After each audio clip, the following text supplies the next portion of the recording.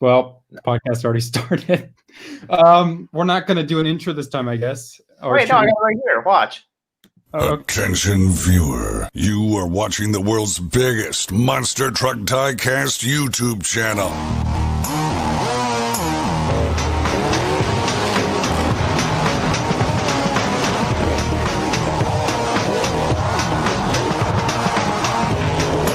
This is Monster Jam OCD.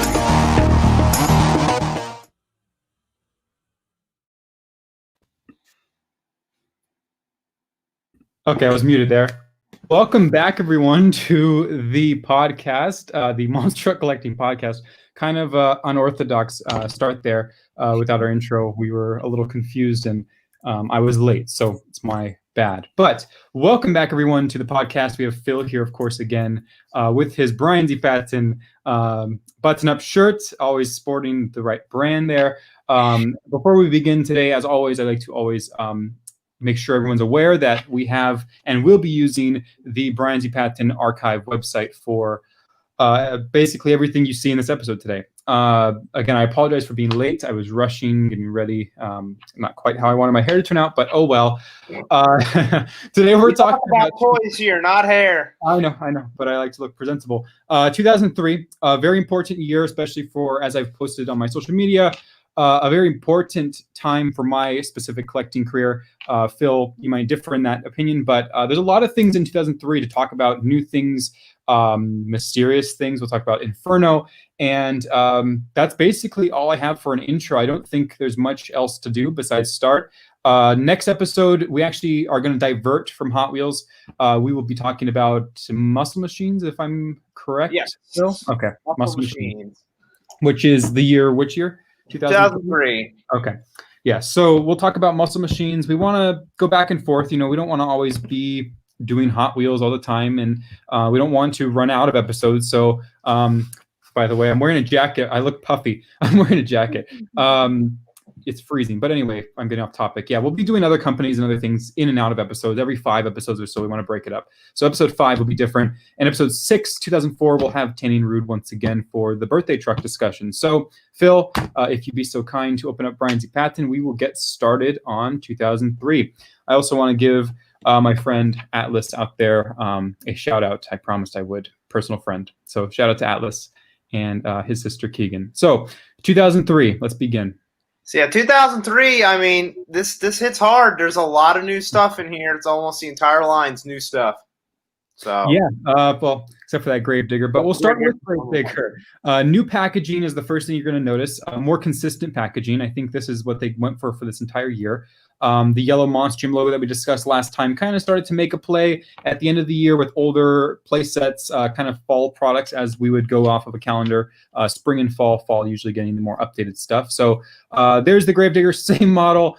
What is this, 4 years in a row now that we have the same model? Well, only one more year of suffering with this old Gravedigger, and then we'll... Yeah, and it's funny, they actually have the right Gravedigger, I believe, on the packaging. Which they have not had at all up to this point. So you're seeing the right one there. And it's number 1. I believe this is the first time they're doing an official numbering system as well, right, Phil? Yes, and I'm pretty sure the numbers are on par for this first attempt on numbering the trucks. Cool. Okay. Well, that's a great upgrade. Still using the wrong Gravedigger logo. Oh, well. And joining the discussion here is Team Mentz. I believe we did discuss Team Mentz last episode. Yes. And it's funny how it keeps playing into this because the Team Mentz only ran 1 year, but it's now being produced for the second time. This is for a reason. If I recall correctly, actually, Maximum Destruction is in this year as well. We'll come to that kind of weird discrepancy with these two appearing in the same year. But Team Mentz was a one-time deal truck, same model as the one we saw last year. There is, as we discussed last time, you can watch last episode, a Monster Jam logo variation that I showed off, which is the gray logo. We still don't know where that is. If you have one in the package specifically, we'd love to know where it came from. So please help us out. But for now, this is the USHRA one, the more popular, or not the more popular, but the more commonly found one. And then we have the Blue Thunder, which I believe is the debut of this truck in the line. This is our first new truck for 2003. And it's funny because Blue Thunder was around before this year. It had a much more kind of basic paint scheme. They never made that one. This kind of dark, almost black body, but not fully, with just the plain Blue Thunder logo. But this one is number 3. You can see it's the Ford tooling. It has the Built Ford Tough sponsorship, USHRA, Hot Wheels, gray rims, small hub edition. Very nice Blue Thunder model, one of my favorites. Just in general, Blue Thunder's paint schemes, I did enjoy the Built Ford Tough, this specific paint scheme era. So here it is. Still has that Ford logo. You'll see that disappear in 2005. But, all is normal with Blue Thunder, the Built Ford Tough. Great sponsorship. Tony Farrell, obviously behind the wheel for a very long time in this truck. And there is the Blue Thunder. So some recent developments came out with Blue Thunder, if anybody caught on the internet. So the video game Monster Jam Maximum Destruction, Blue Thunder's in it. So that doesn't help. I mean, the truck's been around forever at this point compared to everybody else. And it was put in a weird spot in the alphabet because all the trucks are listed alphabetically, and it's in between Spider-Man and Sting. And it was just discovered on the PC version of Monster Jam Maximum Destruction. The name of the truck is Steel Thunder. So we have all reason to believe that the original name for Blue Thunder was supposed to be Steel Thunder. Now, why the change? I mean, it could have been they got Ford on board and they wanted it blue, and then there was some shifting around. That's how Raging Steel popped up. So for whatever reason, it's Blue Thunder now, and it's been like that for almost 20 years. But very early on, it was supposed to be Steel Thunder. Yes, and I saw that post and I was very confused by that as well. But very nice to see those kind of things that we never knew. Like on an expansive amount of knowledge of Monster Jam, and that still slipped by. Yeah, that's just the beauty of all this stuff, especially with the internet. You get all these things that still pop up, and that PC version's been around. And just for some reason, somebody popped it in, and at the right time, they noticed that truck did not say Blue Thunder on the side. So just a little bit of information, but again, it's still Blue Thunder that we know and love, and this is a great first edition Blue Thunder. I'm not sure. Do you have a photo of it for after this, or maybe later on in the show? Cool. I don't have it right now. So as it regards to diecast, that's the Blue Thunder. Fun story that Phil got to add in there. Next one is a funny one as well. In addition to the yellow Wolverine that we had last year, I believe, or 2001 with the SFX variation and such. This is a custom concept that never came to be.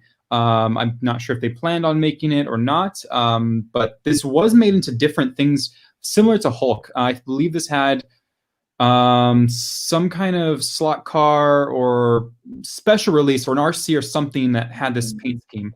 It had a Mega Rev tread. That's what it was, a Mega Rev tread. That's right. Super large. Yeah. Very odd. It seems like they were going to use this for much more than they did, but here's the silver Wolverine. For its purposes of existence, it's just a custom concept. Is that the full grill Chevy, actually? I didn't notice that. It looks like they brought it back again. So, okay, so that I talked about this in 2001, I believe, or 2002, one of the others. There was a short grill and a long grill variation of Wolverine. I thought they stopped using that. I guess I'm wrong. I guess they never used the short grill again. So this is that same full face Chevy casting, which is nice to see for Wolverine. So there is the gray and black edition custom concept. And you're seeing for the first time that yellow Monster Jam logo making an appearance. You'll see it come in kind of in interesting placements. They're not going to do it the entire year, but they're going to do it in some cases. So there's the first instance of them officially using Monster Jam, the yellow logo, which is pretty cool to see. So there's Wolverine. Phil, if you have anything else to add for that. Not much is known about this. And, 2003 was a very important year for Wolverine. That was the year Brian Bartle won the Trucks Racing Championship, breaking the mold of Tom Meents winning the first 3. So and the fact that this is the one that's on shelves, if I was a kid, like being a purist, I'd want my yellow Wolverine, but I got this one instead. So yeah, I remember this one specifically. Mine had like a broken axle or something out of the box, and I was so disappointed. So there's Wolverine. When Phil changes it, we'll go to the next truck. Yes. And it's a re-release. Okay, so Spider-Man, you can see they're starting to use the actual pictures I should have asked. The last Wolverine, did that have a rendering of Wolverine on there, or was that just a picture? No, it was. I'll go back to Wolverine real quick. Okay. It was just the regular yellow Wolverine. It's kind of weird on the picture, and maybe they kind of mess with it just a little bit, but it's not like some of the rendered ones that you'd see on so many years later. They definitely muted the yellow to be white, almost silver, but that looks weird. Okay, yeah, it's like I couldn't see it. It's almost like it's invisible. It looks like the RV. Right. Oh well. Okay, Spider-Man. This kind of shows the big difference between the Spider-Man they gave us and the Spider-Man they had in real life, because they have the picture of it there, and you'll see this happen a lot, where the pictures don't match the casting. Team Ments was a good example a couple of trucks ago, but Spider-Man, nothing special, no Monster Jam update to the logo. You will, however, see that variation in the end of this episode with the multi-pack, but in the singles, it's the same exact USHRA release without the SFX logo. So nothing really that special about this one. We've talked about it a couple times now. But it is your last chance to get Spider-Man until 2013, 12, 13. 13, 12? Whatever. We'll figure it out when we come to that episode, I guess. 11. But yeah. 11. Well, oh wait, actually it is 2011 because it had the clear graphics. So 2011. See this. Okay, yeah. So there's just your re-release Spider-Man. Moving forward. So Cyborg, a brand new casting, a brand new independent to the team. Very complex casting for their time period where they're kind of having very basic things done. I'm very impressed with how well they executed this one. I mean, they have it pretty close to the accurate truck. The green could have been a little toned down, if I could be honest on that, but the 3D parts, whatever you want to call those things around it, like the tubes and stuff, those are fabulous. Like for the time, at this time, at 2003, to have this complex, all these pieces, these parts, these connecting areas, very, very well done. Whoever did this did a fabulous job. Of course, modifying the Ford casting, taking out that front metal part of the grille to have that plastic piece. Even other parts, there's connecting parts on the fenders to hold in the plastic. So just very expensive and very nicely done casting. So yeah, I don't have anything else to really say about that besides they did a phenomenal job with Cyborg. Yeah, this is such out of like the time frame too for like when Hot Wheels was really getting crazy with like the 3D concepts and the real trucks were getting crazy. But if I could be wrong, but I'm pretty sure Jack Coburna was not at this time frame. Cyborg did not look like this.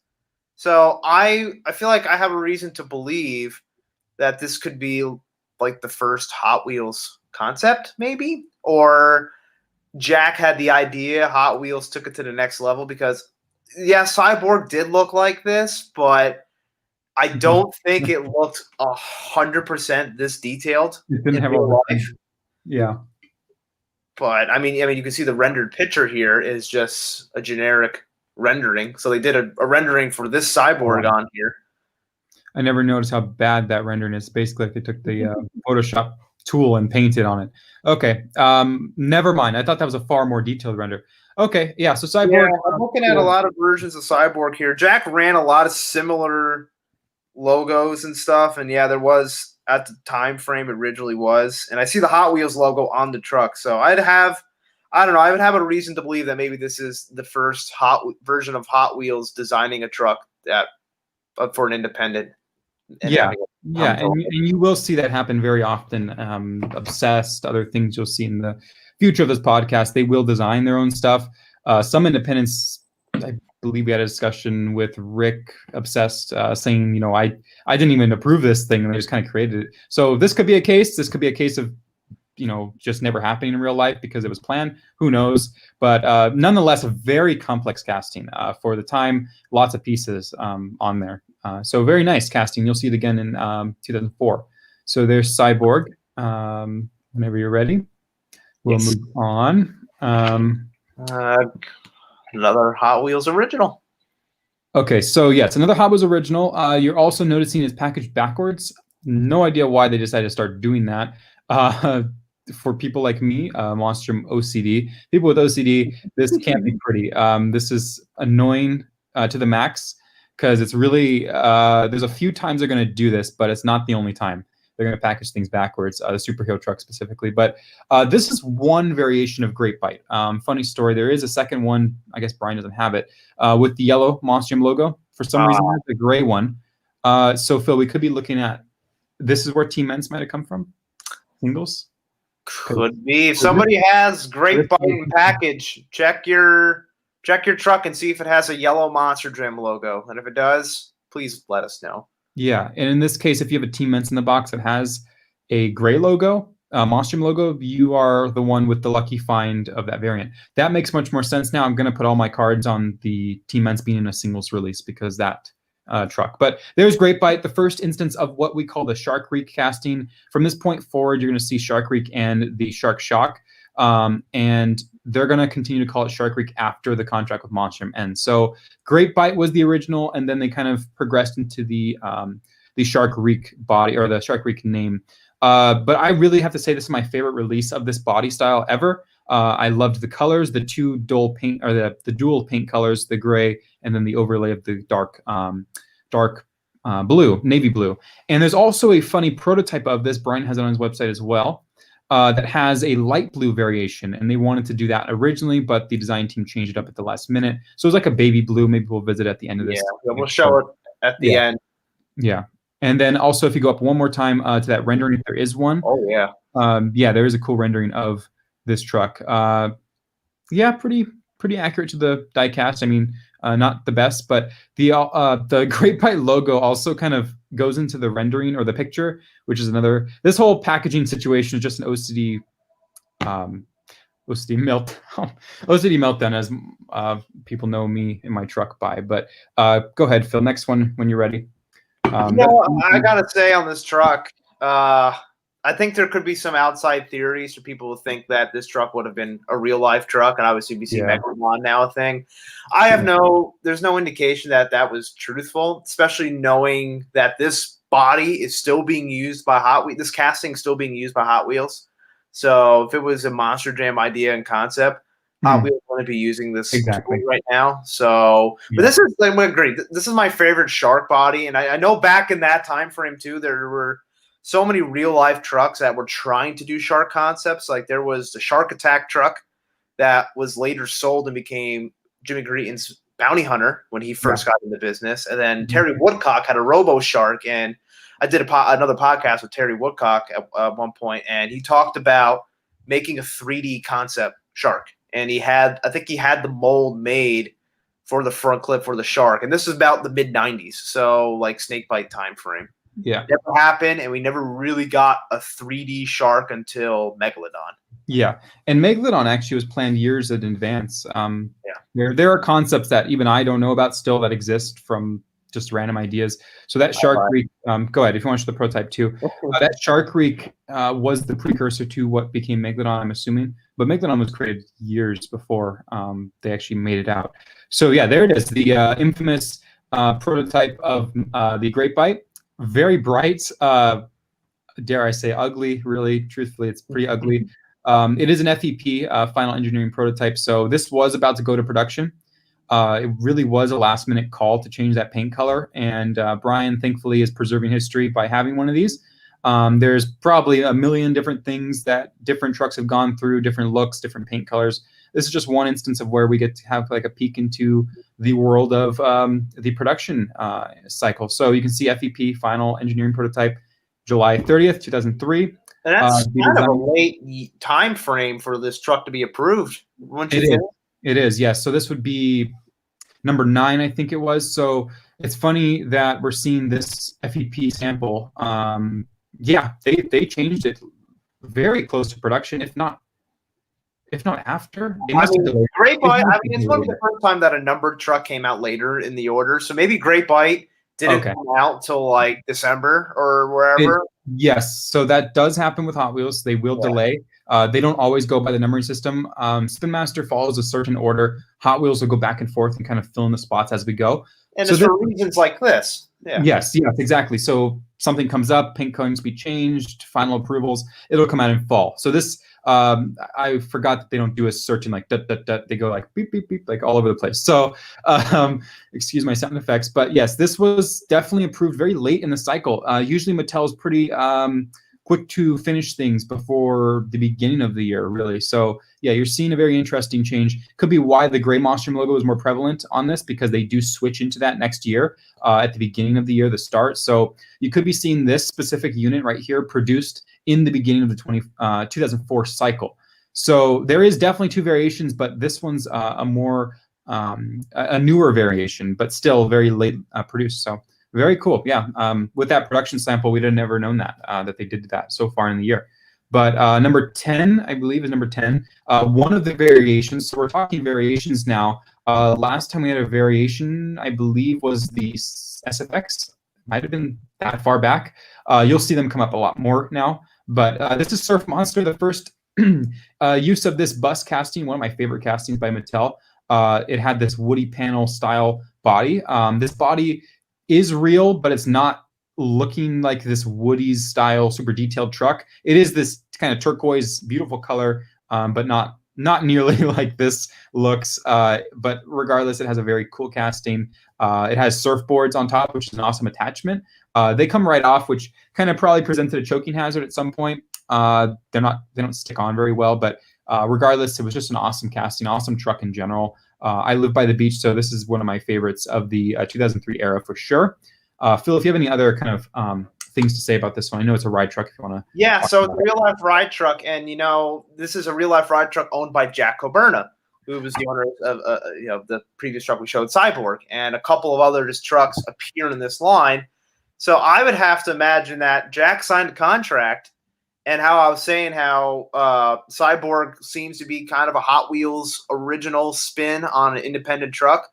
Surf Monster is the same thing. Hot Wheels took their liberty on it. They put surfboard on the top of it, and they prettied up the real life truck that never looked like this. So I'd have to imagine when Jack Coburna sat down and signed the contract for these toys, he let Hot Wheels have at it and put their artistic touch on some of his trucks. Yeah, and they did a really good job with this. I think that it fit the theme very well. The Woody's panel, I just love Woody's panels in general. So the turquoise, the wood color, very complementary of each other. The white roof as well. So yeah, Surf Monster. This is variation 1. We'll have one more real quick here. So this is the white surfboard variation, and they're real variations. They're not just a different tint. They are actually. I have a set myself. Yeah, so these are the pink. They kind of went with a darker, almost like a cherry wood color for this. So you can see, although the bubble here is fading to like a yellow tint, yeah, the surfboards are pink in person. They're like a salmon color, I'd say, more so that than not like a harsh pink, but like a salmon pink soft on it. But yeah, this is the first variation of this year, I believe, and it is very cool to see them kind of changing things. So you can see one of these was produced after the other. I would assume the pink was probably the first, and they changed it to the white surfboards. It makes more sense to me. They look more like surfboards that way. But I guess we'll never know which one was like the real one, like they wanted to go with this one after all. But like you saw the prototype, this is how it happens. They prototype it, they change it. Sometimes they'll change it during production, which is not very common with Mattel. You'll see it more with Spin Master, but there's the pink surfboard variation. So next up, we have a lot of things to cover this year. There's a lot of new things. So great one to go on to, which is the Blacksmith, which was a real life truck. Unfortunately, has retired. Pablo Huffbaker's concept, I believe, before they bought it from him. So the Willys body, great casting, one of my favorites as well. I say that about everything, but truly one of the best castings that Mattel did for this this series, like the Willys trucks in general. So there's Blacksmith. The front grille, headlights painted in, very cool. It is the correct paint scheme for the time. There's a couple different ones that were around, but this is for its time correct. It even has Pablo's name there.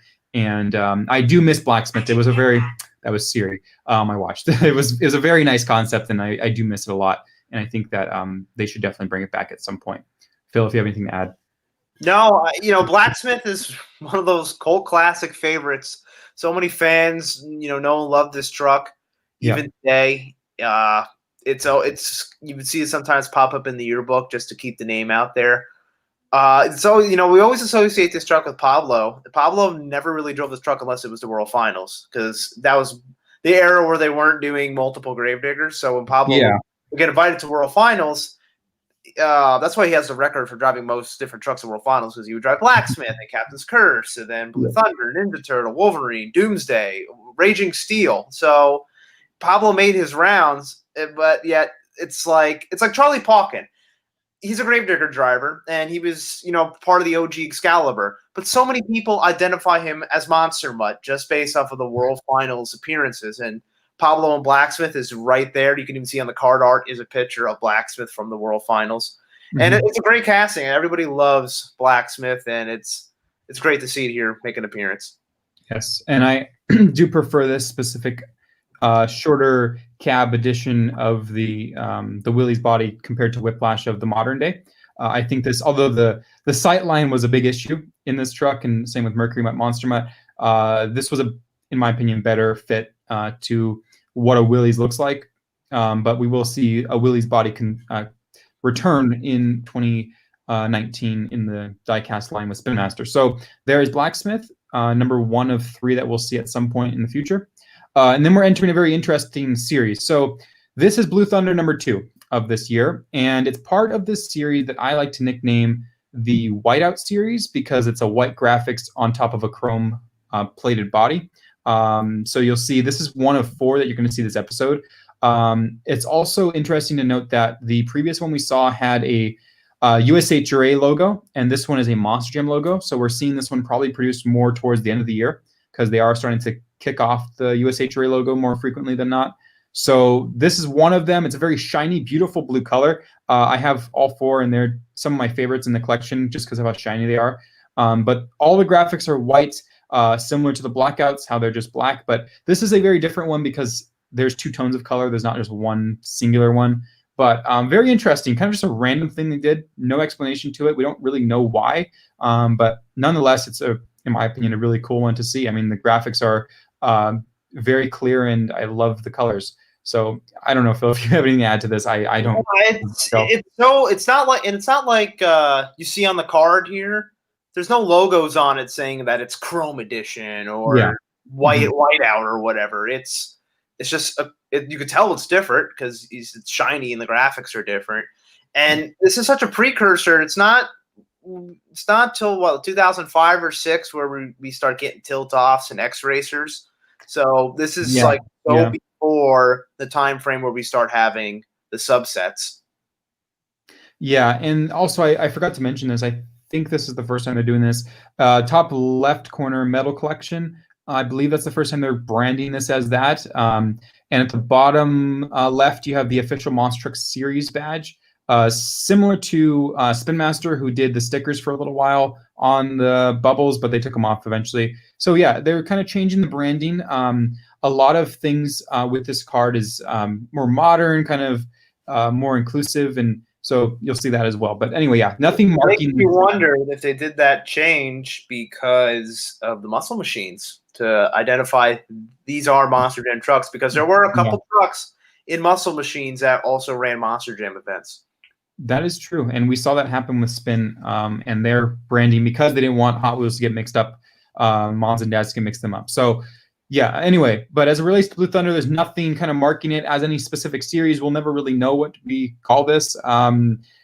Maybe call it Spectrachrome or Spectra Flame. Sorry, wrong thing. Spectra Flame, the beginning of it, but you know, it's hard to really pinpoint. I just call it the Whiteouts. So there it is, the Blue Thunder. We'll see 2 or 3 more of these in a moment.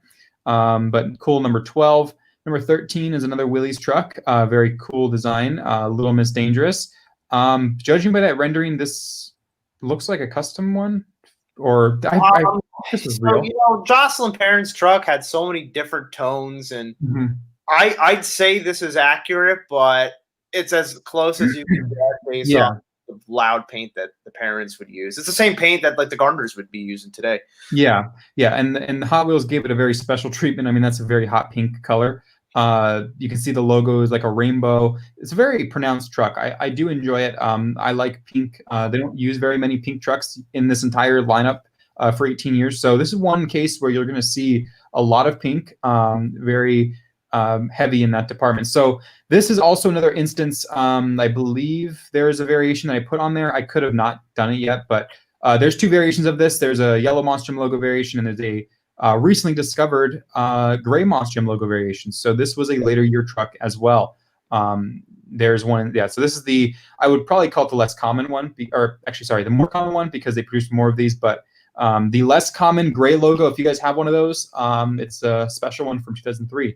So yeah, there it is, the Willys body. Again, this truck rules. I'm with you here, where I like loud and obnoxious trucks. If anybody knows me personally, they know how much of a fan I was of the purple Gravedigger to Legend concept, because it's just so loud and in your face and so different. That's exactly what this truck is. It's bright yellow. It's bright pink. This thing stands out from the toy aisle, and that's a great indicator. You know, all your blacks and your blues and your reds, it kind of in. But pink and yellow just it screams. You have to pick one. Yeah, and you know, pink. I've had my opinion on it. I think it's a great, inclusive color. It's a subtly used thing. Not so much now, but back then, especially, even Mattel back up in 2016, we're not very fond of it for whatever reason that is. They just don't think it sells well with monster trucks. They've changed their tone since then, as Spin Master challenges them with Full Charge and Sparkle Smash and those things. But you have to understand, 2003, like he said, you have a bunch of basic colors, very kind of not muted, but very dark. So it's very cool. And I do enjoy this concept. So there's the Little Miss Dangerous, number 13 and number 14. Whenever you're ready, we'll go to that one, which is Power Forward. Good one to start on. This is another concept that was real. Unfortunately, the rim inserts, like we discussed last time, I forget which truck it was, but I think it was Hot Wheels. The rim inserts never happened with basketballs, so they just went with like an orange rim. I got to disagree with the color they decided to go with, the solid orange. I think the more pale yellow that the truck ran would have suited better, but it is what it is. Am I still glitching? Phil's telling me I'm glitching out. Yeah, just a little bit of Robot Jones there, but okay. If I start to glitch again, let me know and I'll rejoin. But this is, again, another use of the forward casting, produced early in the year because you can tell by the USHRA logo being used. So we're going to kind of see a weird production thing where one's USHRA, one's Monster Jam, and then one's Gray Monster Jam. But this was run. This was designed by Neil Vandenberg. If you're watching, Neil, shout out to you. One of his own designs. And Chad Fortune, I believe, was the one who drove this. So Chad drove this. Just a cool concept for Karl Malone. So there it is, the Power Forward number 1. You'll see an orange one in 2004. Just gotta love, 2005. Five. Okay, 5. When Karl Malone changed teams very late in his career, I think he joined the Lakers right at the end. That was a signal to change, and they changed the whole concept of the truck from the black to the orange. Everybody loves Power Forward. It's such a cool sponsorship or celebrity involvement. Karl never drove the truck in an event, but he was very present at a lot of the events. He would do like intros and stuff, and he has his pictures in the yearbook. So like, if you see Karl Malone, he has a page in the yearbook right next to Chad Fortune's. So very involved. And I say that because there's a lot of like more celebrity involved trucks over the years where the celebrity almost wants nothing to do with the truck. So for Karl to really be the flag bearer for this and to be one of the guys top of the line, I think that's why Power Forward is such a beloved truck even to today. Yeah, you glitched a bit there. Can you hear me good? Are we good here? Yes. Okay, cool. All right, next one then. We'll come back to Power Forward. I want to share when Phil's doing his pictures. I want to share as well. I have one of the original artworks from Power Forward by Neil. So Dragon Slayer, another great casting. Number 15, another variation as well. A real-life independent that still runs to this day. And you can see this is the brand new Hummer body. And this was used up until 2012-13 for Western Renegade. So they did get a lot of use out of this. They used it with 4 different trucks, I think, in the end. Sergeant Smash and the Snowhawk, which we'll talk about next episode or this episode, one of them. Today. Today? Okay. We'll talk about it today. So they're going to get 2 uses out of this year, technically 3 with another variation, but it's very hard to see this variation. It's frustrating to some collectors. Very fine print on the truck. This is the, funny enough, DJ Johnson variation when it's supposed to be BJ Johnson, the driver of, or previous driver of Gas Monkey Garage, now retired, but one of 2 variations. Both people that you're going to see named on here did drive this truck, but this is such a unfortunate variation. You know, you get your name on a truck, but it's spelled wrong. It's like putting Brian Albin on a truck for me. That would suck. I'd just be so upset. But funny nonetheless. You can see a very detailed casting. They did a really good job. They have the extra wheel in there. They have the soft top, very well executed. So I hope that, as we know, Saigon Shaker is coming from Spin Master. I hope that they do a similar soft top, kind of that wrinkly texture to give it that, like they're doing there. Just over super detailed. Yeah, no, this tool was specifically made for Dragon Slayer, and then they made it work for everybody else.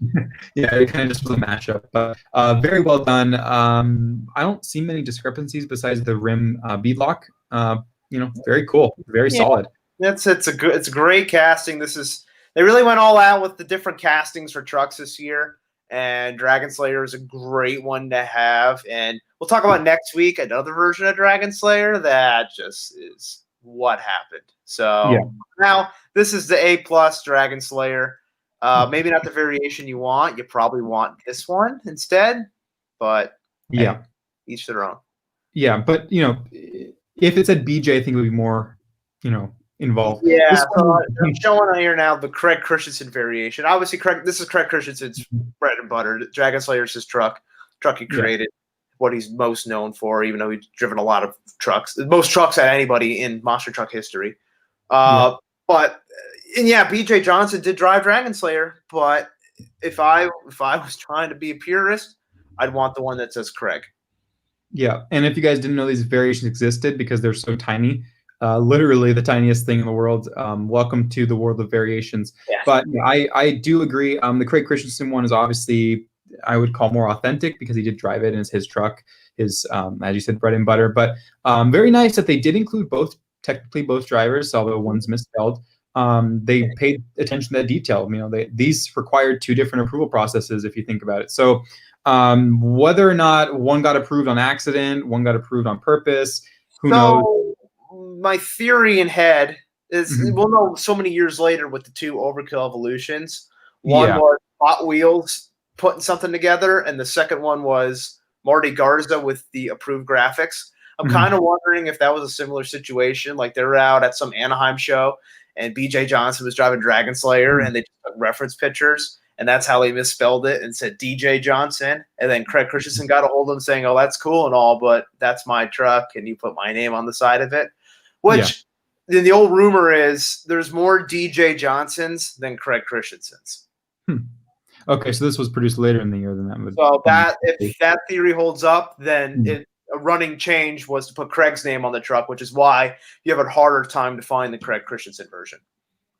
Cool. So there's Dragon Slayer. Nice casting. We'll see it in a moment again with the Snowhawk, which is a cool one-time deal. Welcome to the plate here, He-Man, another release of the same truck. That rendering back again. We discussed last episode how detailed it was. We kind of went back and forth whether or not it was supposed to be real, not supposed to be real. I still believe it's too detailed to be real. You know, it's just an overly detailed truck, but I do enjoy it. I don't believe there's any variation here. Just a repeat. Nope, just another chance to get He-Man. You won't see this tooling in 2004, so a chance to grab it before it's out the door. Yep. So cool. There it is again. Very loud casting. Another new one and a very interesting variation. So I believe, let me click on the one that I think came first. And it's this version. Yeah. So here's American Guardian. It's so bad. Great independent truck. You know, Dan Galvis, Jack Robinson, Rick Rabb, and there's the beautiful tribute on the tailgate. Dedicated to the men and women who severed in the U.S. Armed Forces. All gave some gave severed. So there's 2 typos this year. One that's kind of forgivable, but this one not so much. This one's funny enough, more commonly found for some odd reason, but they produce a lot of these. Yeah, Severed. Whoever was copy editing this truck, if there was a copy editor for this truck until they actually realized it, messed up big time. So severed, obviously meaning to cut something off. Usually it's related to severing a head, cutting off your head. Relating it to people who died in the armed forces for the country. Not the prettiest picture.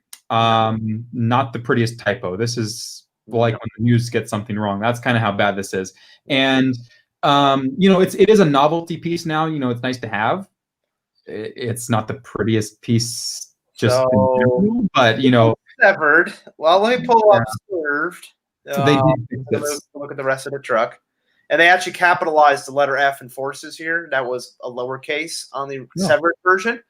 So just little grammar stuff. So that's why the grammar people on social media. This is why, because if you're put in a position to approve toys, this is not something you need to be screwing up, especially on this level, on this type of truck too.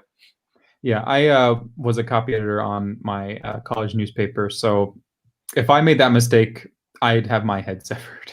Yeah, that was not. God, that is a bad variation. That is just a distasteful, disrespectful, just a bad overall thing to have. Hey, let's talk about the truck. Yeah, let's talk about the truck. We'll get off the topic of that, variation, but it's fairly accurate to the truck. I know the real life truck, the rims were red, white, and blue stars, and the truck had a big flamethrower on the back of it for a number of years. But for first edition, and it's pretty simple. It has a powerful message. Other than a misspelling, you can't really screw up the graphics here, and it's a solid piece. Yeah, no, I agree. Beautiful piece. I wish they would have done more of them. There's definitely different variations of American Guardian. This is the only one we're ever going to see this paint scheme. I mean, you're going to see it in a couple more years over time, but they never diverted from this one. Unlike Airborne Ranger, I kind of call them brother trucks, even though they're not. That one will get many variations. This one will only get one. And well, actually, we'll see right now here with a Monster Jam logo. Yes. So this one's a served variation, and it has the Monster Jam logo this time. I'm not sure if the tailgate. Yeah, still has the corrected. So this is the later year production one. There's never a gray one for this specific year. So we're seeing kind of a beginning of the year correction, a little of them with the USHRA badge, and then into the Monster Jam logo. So there is American Guardian. The lightning looks thicker to me, the outlining. It's a little more prominent, a little more curved again. Yeah, absolutely. Okay. Now it's more prominent. Yeah, so they probably looked at it and said, it's too dark. They overdid it, I think, in this case, but they just upped the what we call the outline, the glow, I think it looks like to me from Photoshop. So yeah, there it is, the American Guardian with the Monstrum logo, with the severed, with the served, whatever you prefer, I guess. But it's a nice it's a nice variation to have in the box. The severed one is just a mistake, and one of makes it collectible. So this one's interesting. This one's quite a story behind it. I have a story to tell with this one. So there's a couple trucks in this year that you're going to have a story from, but go ahead when you're ready. So here it is, the Gravedigger. And this is the first time we're seeing a change from the stacked logo. This is the actual one that they're going to use for many years to come. This is obviously the whiteout edition, as I discussed earlier with the chrome green. But it's funny enough that they're never, except for one case, going to produce this paint scheme on a small hub. Even though they had the rendering as this for years with the horizontal logo, this is the only case you're going to see it in a singles lineup, specialized in this entire lineup. So the story behind this, and kind of similar to Inferno, which I'll talk about much more. My dad and I were in Toys R Us one day, and this is when this series was still on shelves, but I was collecting 2006. I don't know why these were still around in that time period, but they were. I was in Toys R Us, if you guys remember that, and we were looking at the card back, and there's two editions of Gravedigger on the card back. We'll talk about in a minute. It's this one, which is like a bright green with white. And then it's this one again with this paint scheme, but normal. And he goes, "Where's this one?" You know, we're seeing that stacked logo Gravedigger on the shelf. We're like, "That's not the one," because we're comparing them. And forever, I was like, there has to be that one out there because it's on the rendering, it's on the back of the package. Always looking for it on eBay, no luck. And only recently did I discover that they did release that small hub with this paint scheme, but it was only in a 6-pack and never in the singles, but they did advertise it. So this is the only case you're going to see in the singles with this paint scheme style, which is really odd because, you know, it's a more inclusive edition of Gravedigger. I think this is the one that people see all the time. You know, it should have been this way more often than not. So yeah, it's a tease. It's and especially with your card back story, it's even more of a tease. You know, we talked about card backs before, but it's like here it is, but it's chrome green, not black and green. Yeah, and I get it if they did the rendering of the stacked logo and then the rendering of this. Obviously, they're differentiated, but they did the rendering of the normal and the rendering of the chrome, not the rendering of the stacked logo. So it was a very confusing thing when we didn't have Brian Patton's website and Dad and I were just looking at eBay for directions. So yeah, this was a frustrating one, one for the history books in my collection. Go ahead. Now, is there a variation on the headlights here? Is that something that's known, or is there? Yeah, people will swear that there's a black headlight variation. I've never seen it. I have to say, if there is a variation, it would be a white headlight variation, not a black headlight. It could have to do with the chrome dip process they do with these, where just in kind of crevices, things get darker because there's more light reflecting around rather than the circle. So, you know, I don't know. I really don't know. Again, people will argue on both sides that there is and there isn't. I don't consider it a variant because I've never seen it. So if anyone wants to send me on Facebook or Instagram, please show me, because I'd like to see the proof of a variation. If there is a variation out there, I'm gonna have to look for it. So for right now, maybe is the answer for this one. But yeah, this is a Gravedigger, the first official horizontal release in 4 years. So there it is. And here is one. Obviously, we know this name, Maximum Destruction. It is using that curved cutout tooling, curved SUV tooling, or futuristic SUV tooling that Team Mentz had, Goldberg had, and Maximum Destruction, of course, inherently will use as well. The weirdest thing about this is that because of 9/11, they canceled some stuff. They pulled things. Maximum Destruction in real life for 2002 was not run until 2003. On the other side of the aisle, with the Inferno, which we'll come to, that got pulled from the line, got changed to Flashfire. But Maximum Destruction still made it out. And I'm not quite sure why that is, if they're going to pull one but not the other. But they did. And here's Maximum Destruction, which honestly I think is more offensive in this time period after 9/11 than Inferno, really. Inferno is kind of a loose, you know. Well, there's a little bit with the Inferno, too, that if I remember that there was some copyright on it, too. At least that was another theory. Oh, okay. Back in the day, before we knew that yeah, existed. Yeah, so either way, it's odd that they did pull Inferno for what we believe was 9/11, kind of giving the country time to heal and move forward, a very sensitive time. But yeah, Maximum Destruction did make it out in the same year that Inferno did not. So here's the first release of it. 3-time champion, as Phil was pointing on the roof. Yeah, so obviously another indicator that this was supposed to be a 2002 truck because they're running the 2002 graphics. This should say 5-time champion because Tom picked up 2 more in 2002. Yep. So there it is. Again, the face, the Maximus face is on the front because of the sole purpose that the tailgate is cut out, which actually took a lot of the graphics of the hood off. I believe that the hood has like a dial on it or whatever, but yeah, there's another funny thing. Go ahead, you can say that one. An original render with the original logo with Tom Mentz and the big gears, speedometer or whatever it is, the speedometer, and the logo is a little bit different. But there's the one of the original renders is right there. I know there's some other renders floating around, but this was like the almost to approval render right here. Yeah, and it would be cool to see if Spin Master wants to tackle that concept at some point. It's just a cool one to have, I think.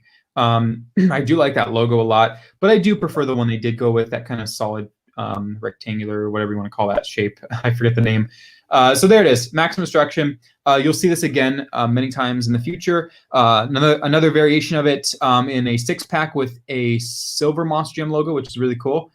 So anyway, there it is. We can move on now from that little story. We'll come back to that kind of similar story with Inferno, but another 3D casting for the independent teams, and this is number 20, the Jurassic Attack. And I really got to say, this is my favorite Jurassic Attack that they ever did.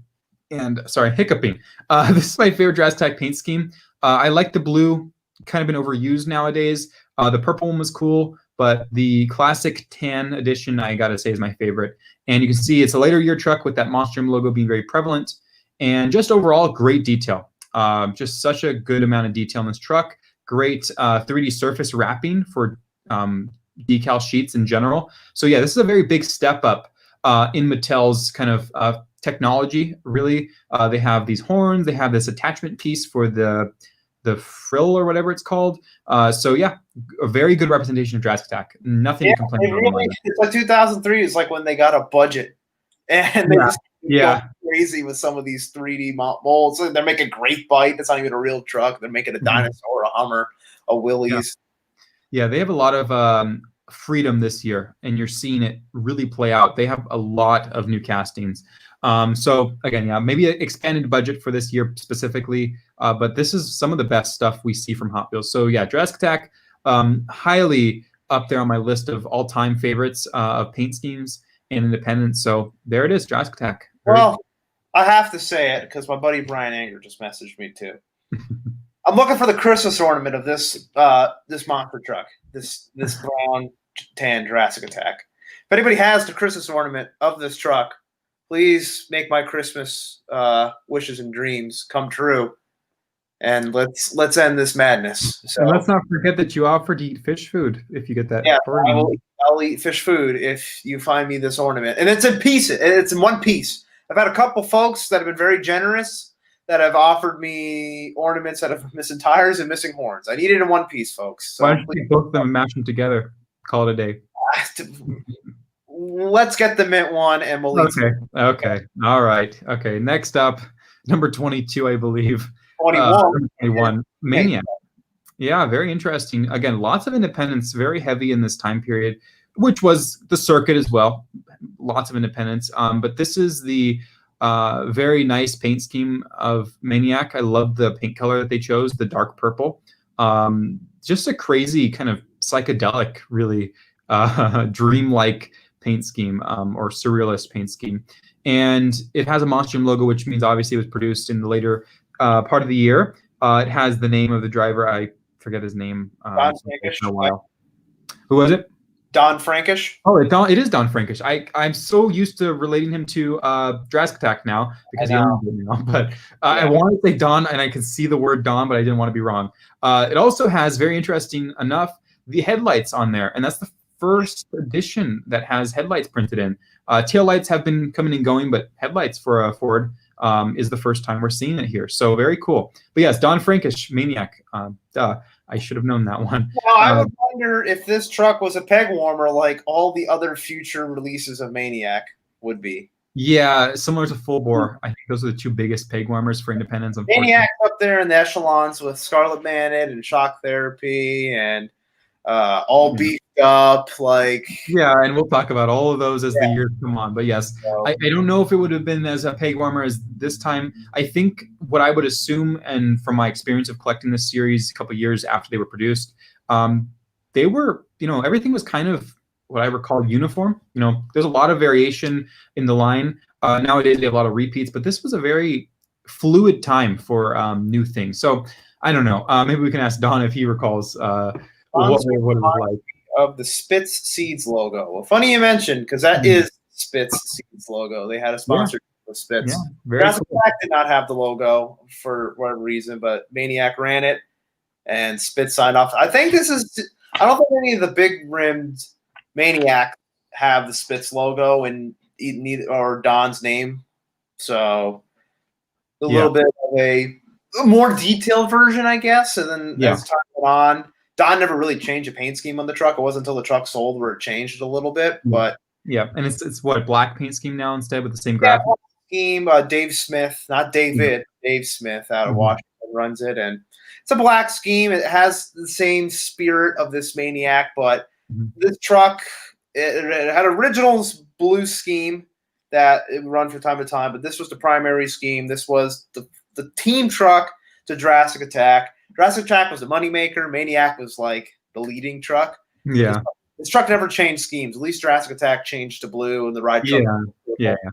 So there it is. Very cool. Very cool stories. I forgot the Spitz logo. It's kind of easy to overlook that, but that's not common to see kind of those sponsorships that they really could just knock off and not even worry about getting, but that's really cool. So yeah, Maniac, very nice. Don Frankish.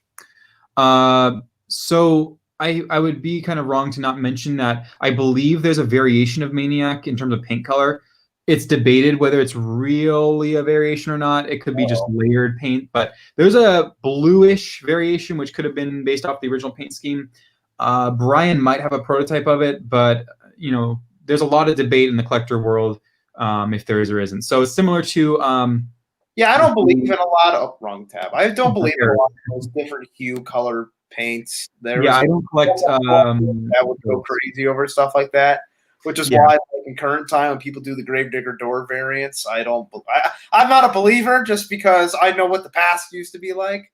Not seeing the variation on here. Okay, maybe I was wrong. But I do know the theory of different hues of Maniac, and for those people that do believe that, I think there's some other things you need to worry about. That's my personal opinion. Totally agree. I don't collect paint variations. I have often people asking like the golden machines if I collect them. They're not variations to me. It has to be something solid that's very prevalent to be a variation in my book. So anyway, this is a variation coming up here, which is the Big Dog full graphic edition. Now I would imagine partial probably came first. Partial first. So very interesting how they're different graphics though each time, not just like a full graphic setup, but a fully different graphic entirely. So you can see here, Big Dog, another independent, I wouldn't say it's the most popular or well-known independent either, which is nice that it got a truck at some point. But you can see there's the Bulldog face, there's the checkers, the logo, the Monstrum logo, Hot Wheels, yellow Ford. You can see the Bulldog's eyes back there. Very, very similar to Virginia Giant, if I gotta say so, with that kind of like scratch in the graphic. But yeah, so this is the partial graphic. You'll definitely see a difference when we go to the full. I'll make sure you watch the hood. Yeah, the hood as well. I will show the full, and I'll just go right to the hood, and you can see more checkers. Yeah, so you'll see checkers. You'll see a scratch mark next to the dog, but you'll also see a difference in the clarity of the dog's face. They're using a better graphic. They're using a better tailgate graphic, and they're also using a different logo on the truck. Is that a yellow Monstrum logo? I can't see. Or is it gray? It's yellow. Yellow, okay. I couldn't see it so far down. Yeah, the logo, though, the Big Dog logo, even the checkers, I believe in this whole graphics is different than the last one you're seeing. The last one is very blurry graphics. These are much more like the real truck. So they did correct this truck to be more accurate during the year, which you don't see very often with Mattel. So this is one case of that. And odd how the two logos on the truck and the package don't match either. But I think they match. No, they didn't match there either. But you can see the difference now.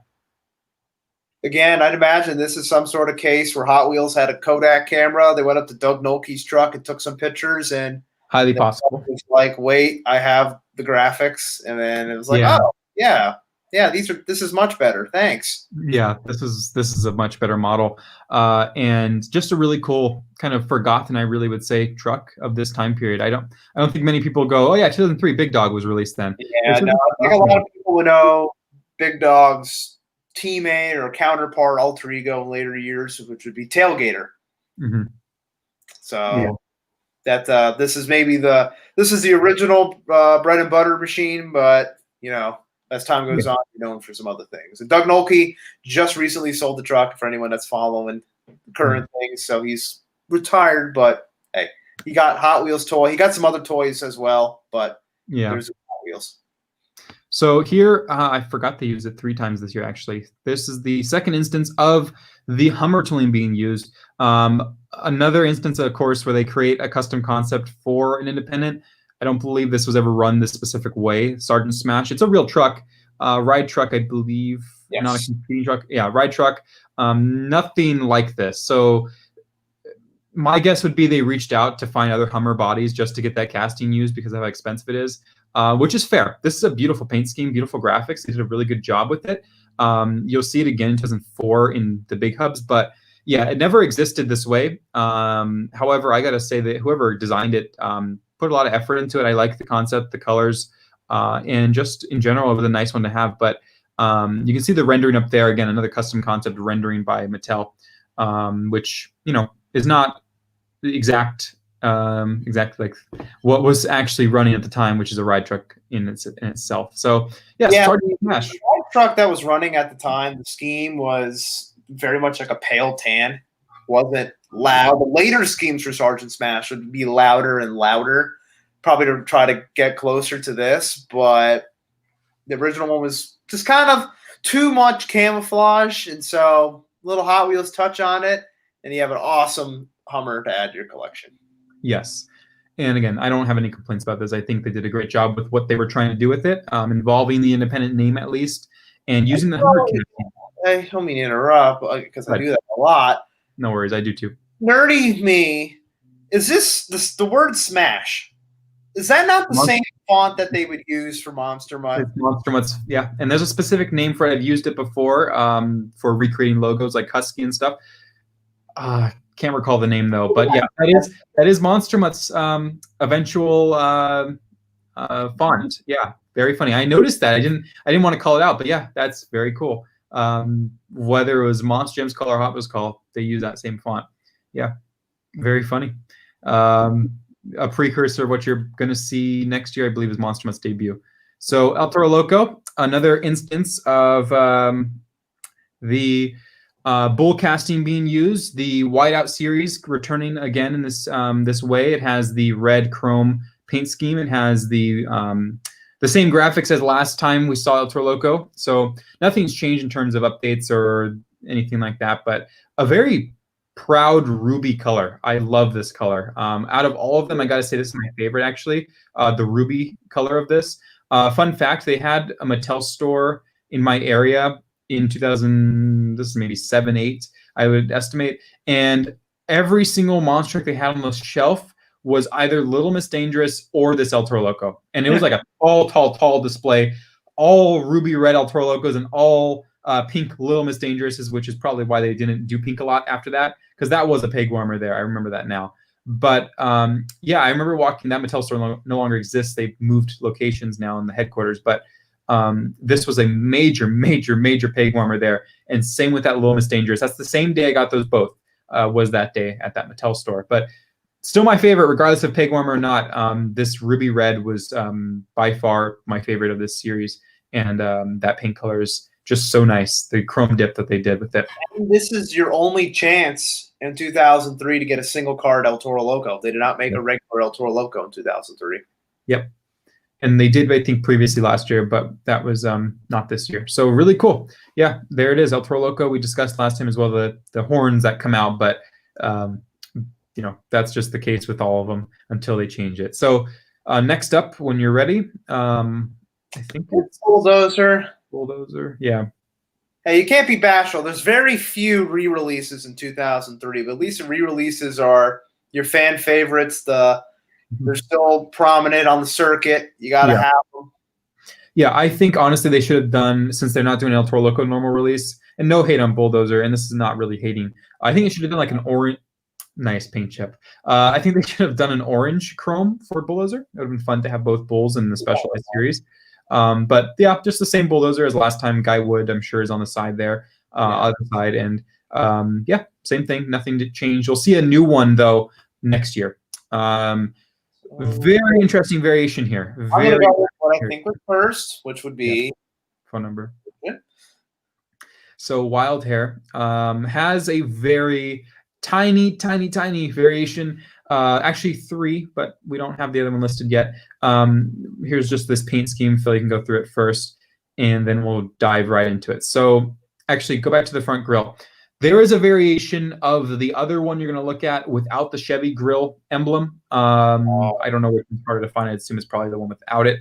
But yeah, there's the Chevy grill edition. We haven't updated the website to be reflective of that discovery yet. But this truck, this specific model, is the phone number variation, which you'll see a couple times in Mattel's journey, and same with Spin Master. One time you'll see it.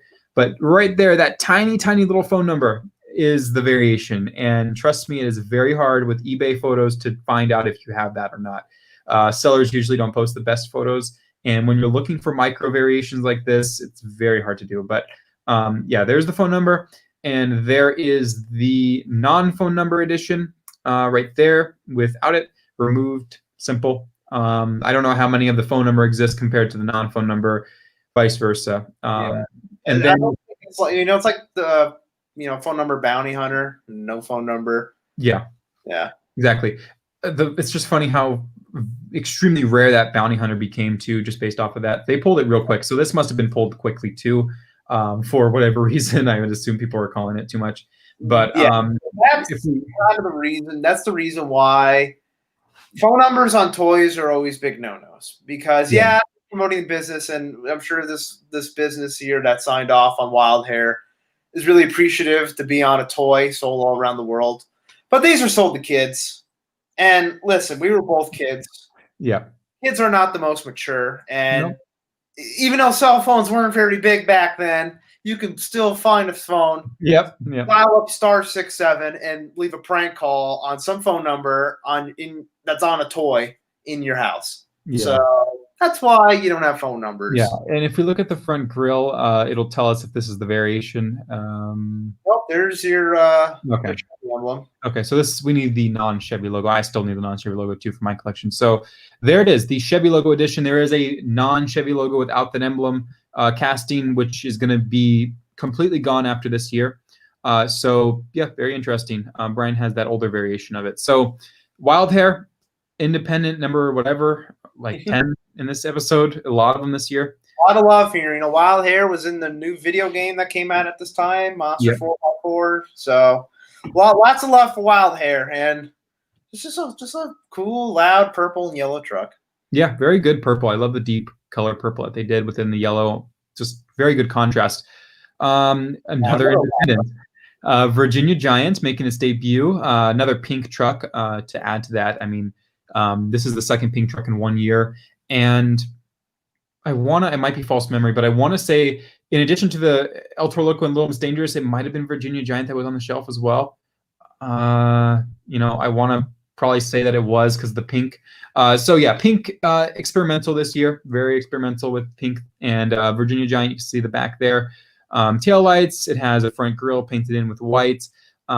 Just a cool paint scheme. I liked this edition of Virginia Giant, and we'll see it again with the pink scheme 2004 or 5 sometime in the spray. You can see this good here where the spray on the body literally goes from pink to blue. Yeah, so this is there's 3 paint colors on this truck. White for the grille. They masked off the white area for the grille, and they did instead of masking just a solid line, they just did a gradient overlay with the blue over the pink, which is very nice. Yeah, you'll see this very often until 2012 when they stopped doing that. But back then they had a lot more of a budget, obviously, because that's very expensive to do multiple paint colors, especially 3. So there's the actual truck as well. That the real truck was more so purple than blue on the yeah. At least the one pictured here. That deal was running on Thunder Nationals, but yeah. So it's a cool scheme. Yeah, and we go back to from one Thunder Nationals champion to another. So Black Stallion. This is the first edition of it. We're going to see many Black Stallions over our journey. A very heavily involved truck in Hot Wheels Monster Jam. Not in Spin Master yet, but it did make a lot of appearances in Monster Jam in the Hot Wheels Monster Jam era. Michael Vaughters, obviously senior, still has that truck, his name, and there is the truck itself. We talked about it previously as well. They didn't do this body, but there was an original 2000 body that I wish would have got a release at some point. Spin Master, funny enough, did do that one. We talked about that. They did make that. Black Stallion. So they were officially the first diecast company to make that. But here is Mattel's edition. 3 paint colors again. Very, very interesting. So they have a lot of black. They have a lot of black. They have a lot of yellow, but a tiny bit of orange. And that's still expensive for that tiny bit of orange you're seeing there, because they have to mask these areas, or they have to switch paint colors and this and that. So more involved really in this time period. You're seeing a lot more involvement with kind of free range of budget. So Phil, if you have anything else to add, I know Black Stallion has a huge history, and many people know this truck. It's still around, so it's not like it just disappeared from the planet. So this is a great truck to have. It's it's loud and proud, and at the time, it was Black Stallion, Virginia Giant, Rambo. Those were the boys kicking butt on the Thunder Nationals, which was the non-dirt concrete events. They'd be labeled as Thunder Nationals. That's where these guys really rose to stardom in the early 2000s. Mike Vauders, Deal Wilson, all Hall of Famers now, and seasoned veterans. So for super fandom, you got to have a Virginia Giant with your Black Stallion in your floor mat monster truck leagues. It's a necessity. Yeah, and just a great truck. I love the multiple paint colors. I think they did a great execution of what they could do at the time, and I think there's not much to really say besides solid truck. Another independent. So we're going to see a ton of independents this episode. Maybe half of the line this year is independent. So Gunslinger, we did talk about this 2 episodes ago. I think 2001 was the Slinger episode. So for some odd reason, they did a Slinger release in the Rev Treads, which is a more kid-friendly line, so that could be why they didn't put Gun on it. But this is the official release of Gunslinger, the first time we're seeing it in diecast form. Just this nice red body, very simple. And you can see as time goes on, this paint scheme will change many different times, but this is the original. I don't believe what you're seeing there is paint. I think those are decals, the white on the bottom. Although I could be wrong, it could be white paint. I can't tell. It's so small. But just an overall cool truck. I think that they did a great job with it. It was nice to have Gunslinger released as many times as it was. And I still find it funny that they did Slinger and then kind of predicted the future with the truck, how it went. But I do enjoy this scheme of it. Simple, but effective. Yep, that's nothing to write home about here. In 2003, Scott Hartsock, one of the biggest moments of his career, was the first person to beat Tom Meents in World Finals racing. Yeah, because Tom went undefeated from 2000 to the second round of 2003. Scott Hartsock was the first W to knock him off in the World Finals. So hats off to Scott. He's still cock blocking, ready to rock. Whether it's Slinger or Slinger, he's still out there making it happen. Yep. Cool. So there's the one instance you're going to see, and it's going to come back many times in the future. Okay, this is a big one for me personally as a collector.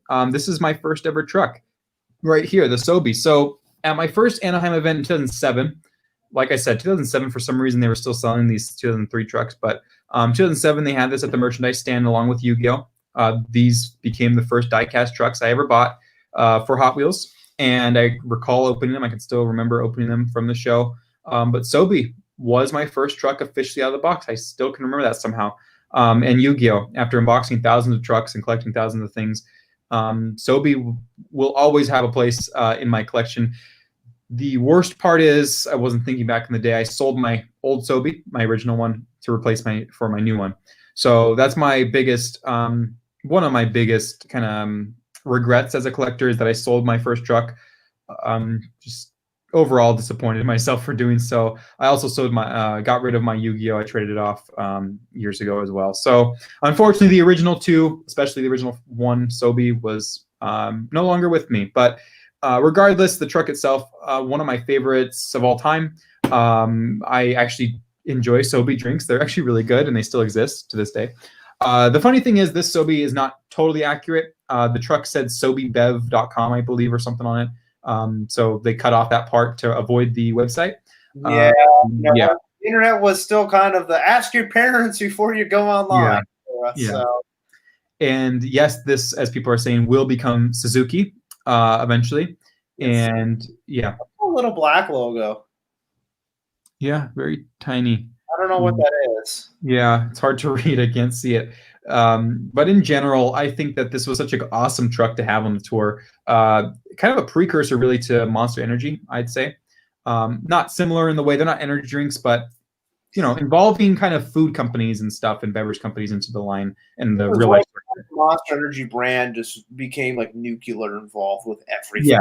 Yeah. And I also really loved the green rim choice.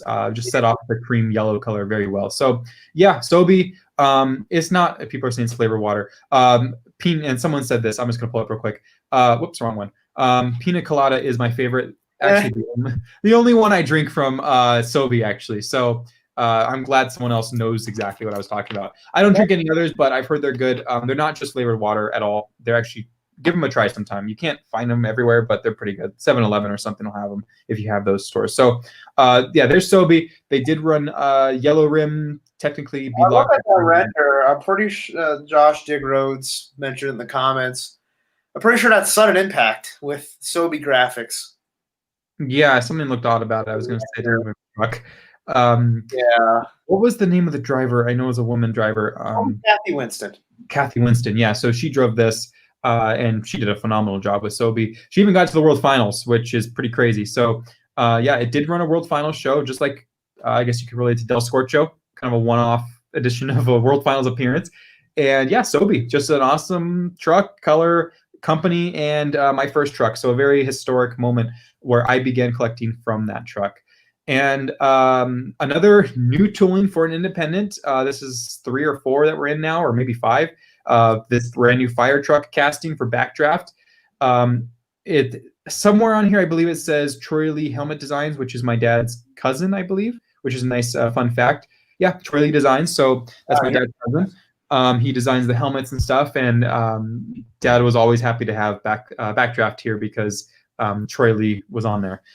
Another variation Brian, for some reason, doesn't have, but he has the older or the unfrequently seen one or uncommon one, the gray logo. There is a yellow Monster Jam logo edition of Backdraft from this time period. Pictures of these. Yeah, we need pictures, of course. I don't have. Somebody make a post on our Facebook group, Monster Truck. Yeah, I didn't realize how many we're missing. But in general, this casting is awesome. Very, very detailed. If we keep scrolling the roof, you can see the top insert piece. Oh, of course, actually, back here. Yeah, so you got like these oxygen tanks, and we have the graphics, the red, fire engine red, perfect match to the truck. Full, I think this is a Dodge truck, or I could be wrong. But it's a full grill. But yeah, I really enjoy Backdraft, and I think that it's unfortunate that the Slifcos got out of the business, but I'm very happy for the years that they did. They did get a lot of releases of this truck and the Eradicator as well. Go ahead. Yeah. So at this time, the truck was actually owned by Rick Disharoon, who is the father of Ryan Disharoon, Saigon Shaker, and the metal shop and all that. So before the Slifcos jumped in, Eradicator, they were all running around, but at this point, it was the Disharoons, the Backdraft, and this was such a big step to have this body made. And I just got done giving this whole spiel about phone numbers, and yet there's a number right here on the truck. I doubt that there was a variation for no phone number Backdraft, but yeah, because it wouldn't have the gray Monstrum logo and have a yellow one too. Let's hope. Let's just hope. That's a really tiny phone number. I don't think kids can see that. The other one had a little more kind of substance to it, but this one's kind of tiny, so maybe it's overlooked. On a prank call, you could just call until you get the right place. Oh my God! Boy, hey, is your refrigerator running? Yeah, zoom back into the 911 dial 911 right there. You mean aisle 91? Yes, aisle 911. Yeah, it looks like it got smashed together. Talking about phone numbers, it literally says dial 911 on the truck. Yeah, not good, but it did continue to be that way. Dial 911 saying like, "I need help with my math homework." Yeah, don't do that, please. I know we have young listeners. Don't call 911 unless it's an emergency. So, that's what he said. Very bad tempo slide there for Brian's Backdraft. But one variation, I'm sorry we don't have the other one on here to show you with the yellow Monstrum logo, but you can kind of guess what it looks like. Same thing with just the yellow. So, render real quick. Look how yeah, the rendering looks different to me, a little different. It's got those weird kind of red solid rims. That reminds me a lot of the Encore Zombies when they kind of masked over the rims and colored them. for the renderings. But anyway, the next truck is my second ever truck, the Yu-Gi-Oh! Odd rendering there. I'm not sure what happened. Well, truck render here. It's not the truck. It's just literally Yu-Gi-Oh! And I don't know the main character's name, but whoever that is, I don't follow Yu-Gi-Oh! It is an odd kind of truck. I mean, it made no sense. It didn't, have a real life appearance. Just one of those trucks that I guess Mattel had the contract for, probably still does. I don't know who runs Yu-Gi-Oh! Now, but yeah, they made it into a truck. So it's kind of like, let's give an example. Barbie now, kind of Hot was doing Barbie. Hot was doing Yu-Gi-Oh! At the time. But yeah, this has never run real life. It's never really, not the most well-known truck either. It's just kind of there. It exists.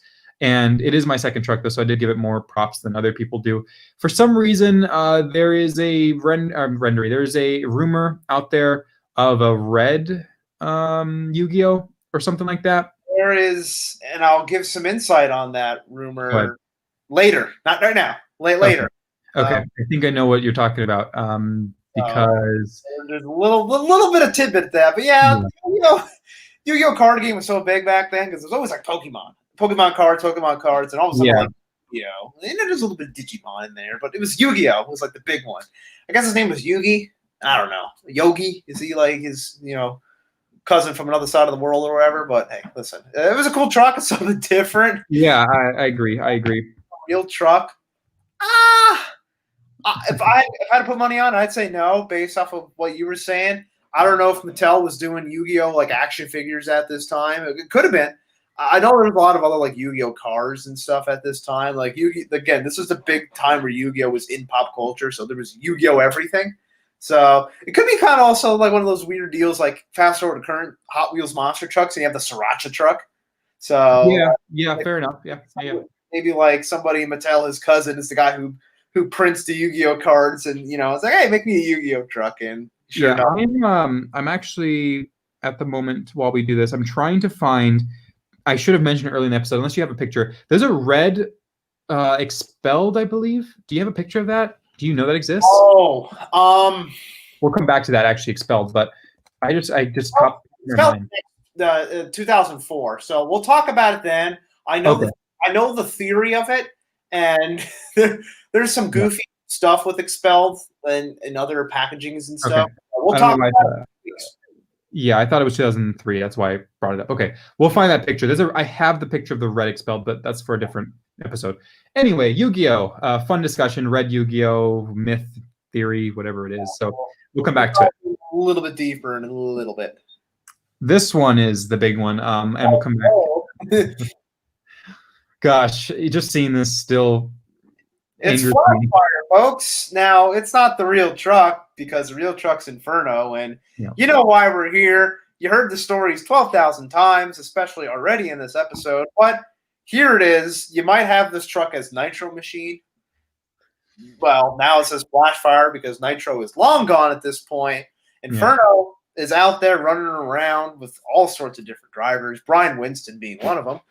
But we got the toy as Flashfire. It's even in the video game as Inferno. That Monster 4x4 Masters of Metal. It's in there as Inferno. But got a Flashfire toy. And it looks good. It looks accurate. I mean, it's there's not much to mess up on this one. Yeah, and the name, even though the name's different, it's the same font. Like, it's just a different name. So you're like a kid that maybe don't know how to read. Like,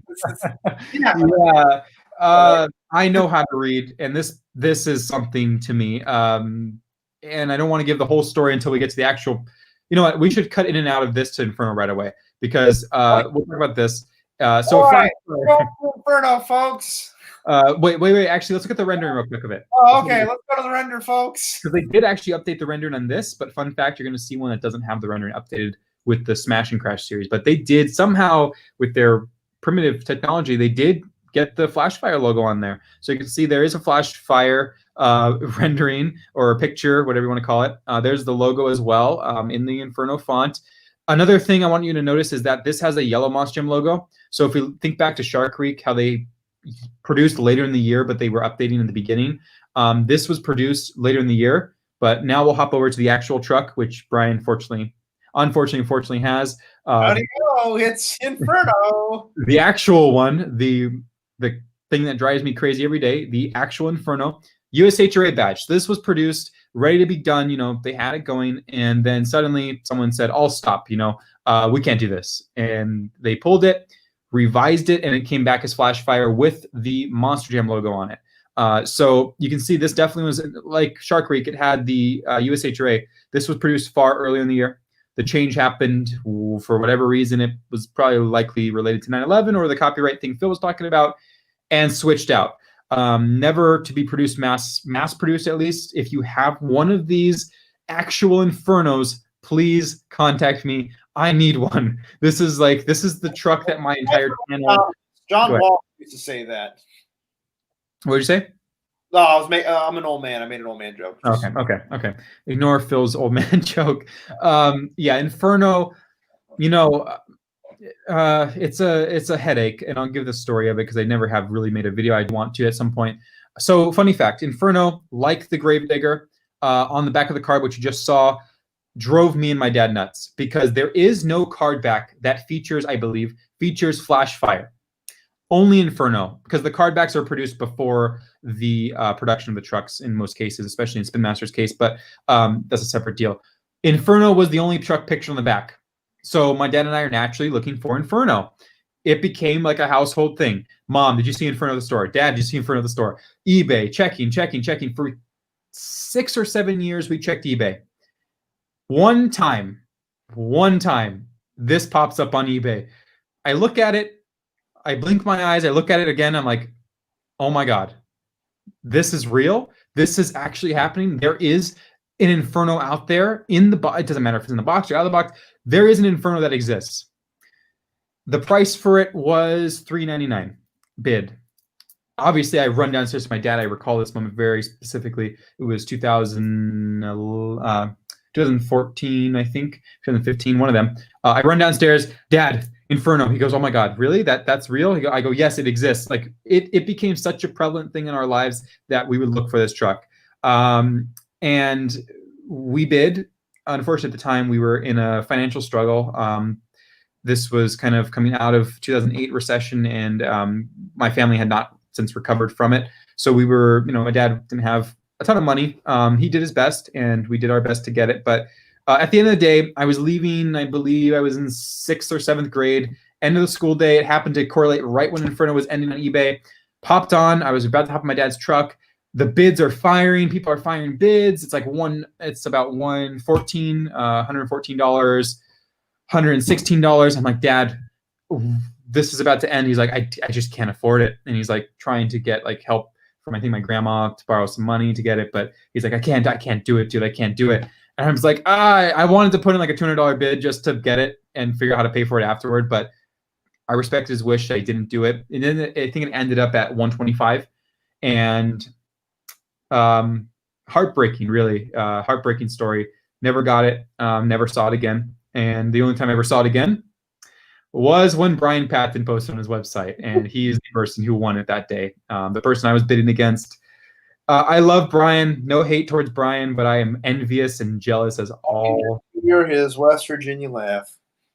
Yeah, so I can hear it right now. Yeah, Brian has it. And it has been my headache, my kryptonite ever since I started collecting. It has never ended. There has never been a time where I don't think about eBay and Inferno. I have eBay alerts for Inferno. Unfortunately, some sellers list things wrong, and flash fire is often the case. So I get excited, and it's never the case.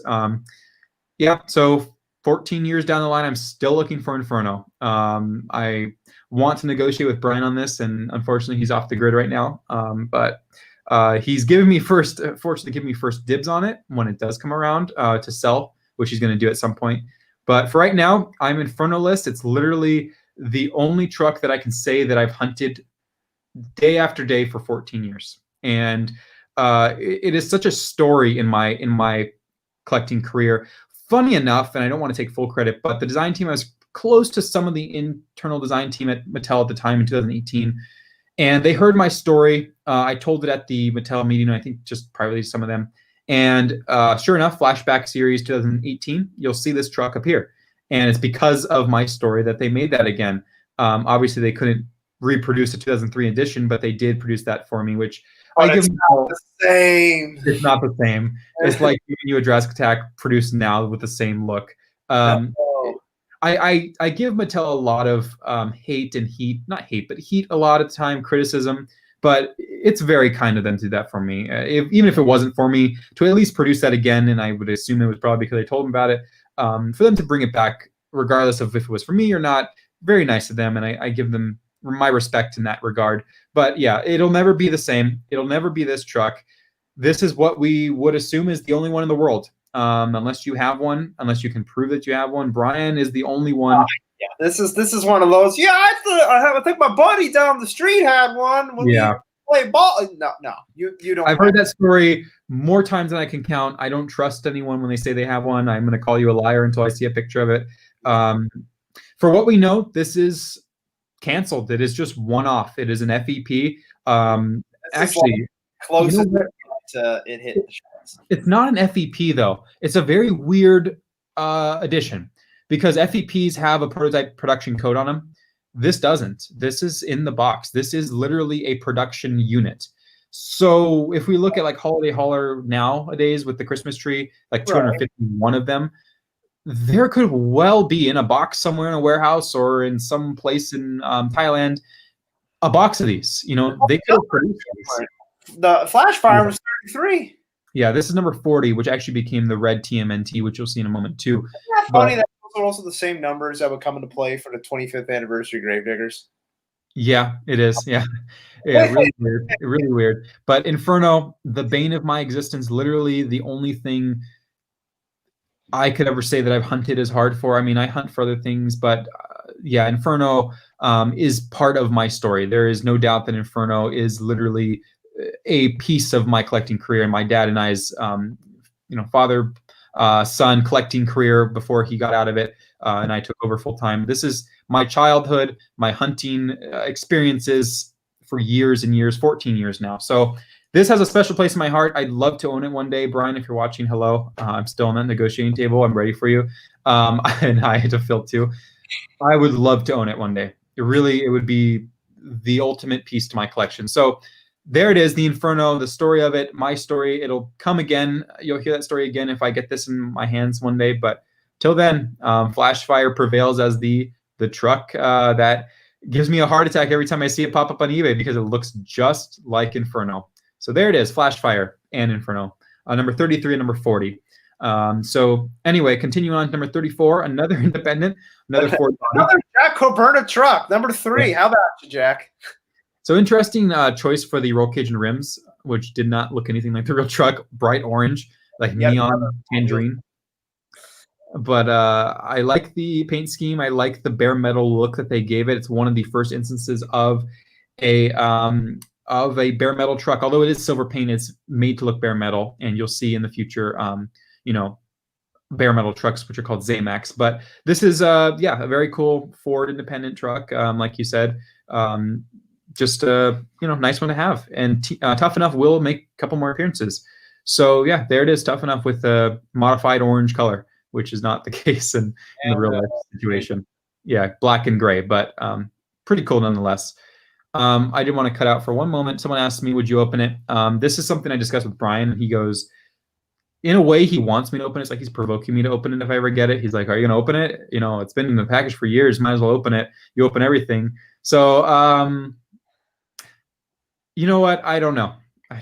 And Savage One Customs, Tyler Ramirez. I know Savage One Customs, Tyler Ramirez is going to listen to this podcast at some point because he listens to all of them, and he loves Inferno to death. He'd kill me, rip my head off. I will personally kill you. Okay, so if anyone takes it as a threat, I'm kidding, but don't. Yeah, no, but the difference is Tyler probably would, which is okay. But in this current time, no, I wouldn't open it just for the sake of preserving history. But I couldn't say if years down the line. There's more. Yeah, if we knew for certain there was another one out there in real life, totally would open it. But It's a dilemma. I could say for everything else, I'd open anything else, Skatazoids or not. I was going to actually do that, but when it comes to Inferno, it's like, I can't do it. Number 35, Bounty Hunter, the first Bounty Hunter release. Yes, Bounty Hunter, first one, I think, right? First Bounty Hunter. Yeah. So this is the Astrovan tooling. So the SUV, which is, they're going to use this for the SUV for a while. So Bounty Hunter, the first release, very old paint scheme. Obviously, that sponsorship there, which played a major role at this time period. I did like the silver roll cage, which is something they used a lot in this time period as well. And sorry for the hiccups. I keep getting hiccups. The front grille painted in, pretty nice. Headlights as well. Kind of basic, just blocks. But yeah, Bounty Hunter. I know Austin Dahlgren's a moderator who's watching. Over the lights, the light bars that would be here for Nitro Machine. Like kids in one light bar, the graphic and Pro Shop in the other. I think that's a neat little touch. I mean, they could have just compromised and not, shrunk it in between the light bars or wherever, but they used the light bars and acted as if they were not there. And that, I tip your hat. And it's funny because this was the era of so many new castings. And it's like they could have, just kind of went forward with a new SUV. However, I got to say they are doing Inferno. They're doing Flashfire. So they are getting use out of it in a realistic sense. But I just wish we would have got those pickup Bounty Hunter and Scarlet Bandit. Yeah, I agree. So anyway, Bounty Hunter's first appearance. Nice. I think Scarlet Bandit will make an appearance this year. Yes. Yeah. Okay. So quickly talk about the the incredible. I can't say I've ever seen the rendering of Hulk, actually. Oh, we'll go back to that. Yeah. Right now, that's we talked about Hulk. Wow, what an interesting rendering with the teeth on the front. So we talked about Hulk. We talked about its potential of becoming a real monster truck at some point. Obviously, it became Mercury Monster Mutt for years and years and years. So this was planned at some point, pulled from the series for whatever reason. But yeah, there's the rendering of what it possibly would have looked like in real life. And just a kind of odd one where they took it out of the series, but it came back in later years in real life, but never in toy again. So yeah, Hulk making its appearance. You'll see it again in this episode. I believe it's this episode with a rare logo variation, so look out for that. But other than that, it's the same exact Hulk that we've seen before. And number 37 is the Scarlet Bandit. Another inaccurate casting for this truck, unfortunately, but it is the red logo Scarlet Bandit, as we call it. Just a nice scheme. Very similar. I like the parallels that they used for a long time with Bounty Hunter and Scarlet Bandit. Very consistent with a different design, but they look the same. I like doing that. Yeah, in my design purposes, when I do things or draw things, I kind of like to keep things consistent. I love this for that reason. It's just like basically you're swapping pieces, but you're keeping the same style. And that's the best part about these two trucks is that they had that style. It sucks that Iron Outlaw wasn't around in this era because it would have been nice to have an Iron Outlaw with this kind of scheme where they had this very similar thing. But Iron Outlaw will come out in the future years. But yeah, I liked the wife and husband duo that they had with the paint schemes, and I really enjoyed seeing how they progressed. They still not so much nowadays, but they still up until recently had very similar paint schemes, just with the female and the male differences with the cowgirl and the bounty hunter himself. So yeah, very nice. Number 37, just a nice model of Scarlet Bandit. Just a fun fact, random thing, no one really cares. Dad bought this for me for Christmas one year, and he hid it from me so I wouldn't find it because I was looking for presents or whatever. Never found it. Never found it again. We moved from that house, never found it. We gutted that house, took all of our stuff to move to our new house, never found it again. So whoever stole my Scarlet Bandit for Christmas, you suck, because I had to buy one years later on eBay. Catch me if you can. Yeah, so they're going to be using that back and forth kind of catchphrases. So Catch Me If You Can makes its first appearance here on the Scarlet Bandit. So very nice. Lots of sponsors. For Christmas. Yeah, we couldn't catch it. We lost it. Wherever it went. I really can't. He still remembers that. He looks at Scarlet Bandit in real life. He goes, I remember when I lost that one. Yeah, no idea where it went. Episode. Yeah. So, Maximum Destruction's second appearance, and it's another whiteout series. You're seeing they're going to use the updated Maximum Destruction there because it is a later year release. So they did finally get a picture of it at this point in time. And it's a chrome body, so it's really nice, pure chrome. The only time you're ever going to see a pure chrome body. This is the best chrome we ever had from them. And you can see the white graphics. You can see the white graphics there. And I believe the roof is still 3-time. Oh, man. I can't read gibberish. That's a 3. I can see the 2 lines. It's a 3. Okay. Yeah, so they didn't update it in terms of graphics. They just updated the picture. So there is the Maximum Destruction, the whiteout one with the chrome. And yeah. Wow. I saw somebody ask why there's those little like hooks up front. Go back to our inaugural episode. We talk about the original Goldberg rendering, which was this goofy looking body. The original rendering had those hooks in the front where in the front it would shoot out smoke. But yeah, the toy got it, and that thing always had hooks close to the end. I don't think the last couple of Max Ds had it, but those hooks were always a signature trait with these Maximum Destructions. Yeah, so there it is, the Chrome Maximum Destruction. Very just nice. I really enjoyed this series. This is the last one of that series, by the way, but yeah, I really liked it. I think the chrome that they used, which was, I think, chrome dipping, not just paint, which obviously it's not paint, it's not chrome. Chrome paint and chrome dipping is far different processes that produce better quality in general. So yeah, couldn't have been cheap to do that, which is nice. I wish they just would have given it a name. So another ride truck, another bus use of this casting in this year. I believe this is still a ride truck. Yeah. Well, it's not no more, but it's the 4th Jack Coburn truck. So old Jack got 4 monster trucks this year, and this is about the only one that Hot Wheels really didn't jazz up and take their own liberties with. Yeah, which I respect actually, because it does look really nice. They did a really good release with it. Very close to the real life truck. This is probably when they made this body, it was based off of. They wanted this truck in mind, and then you could do the surf one, and then you can make the surf one look funny. I really wish Spin Master would go back and make this one as a real ride truck. There's a lot of potential with this casting and putting seats inside of it like they did with the other ones. It would have been just a nice release from Spin. But anyway, we're talking about 2003. This is one of the weird variations. I've talked about this before. They paint the chassis sometimes.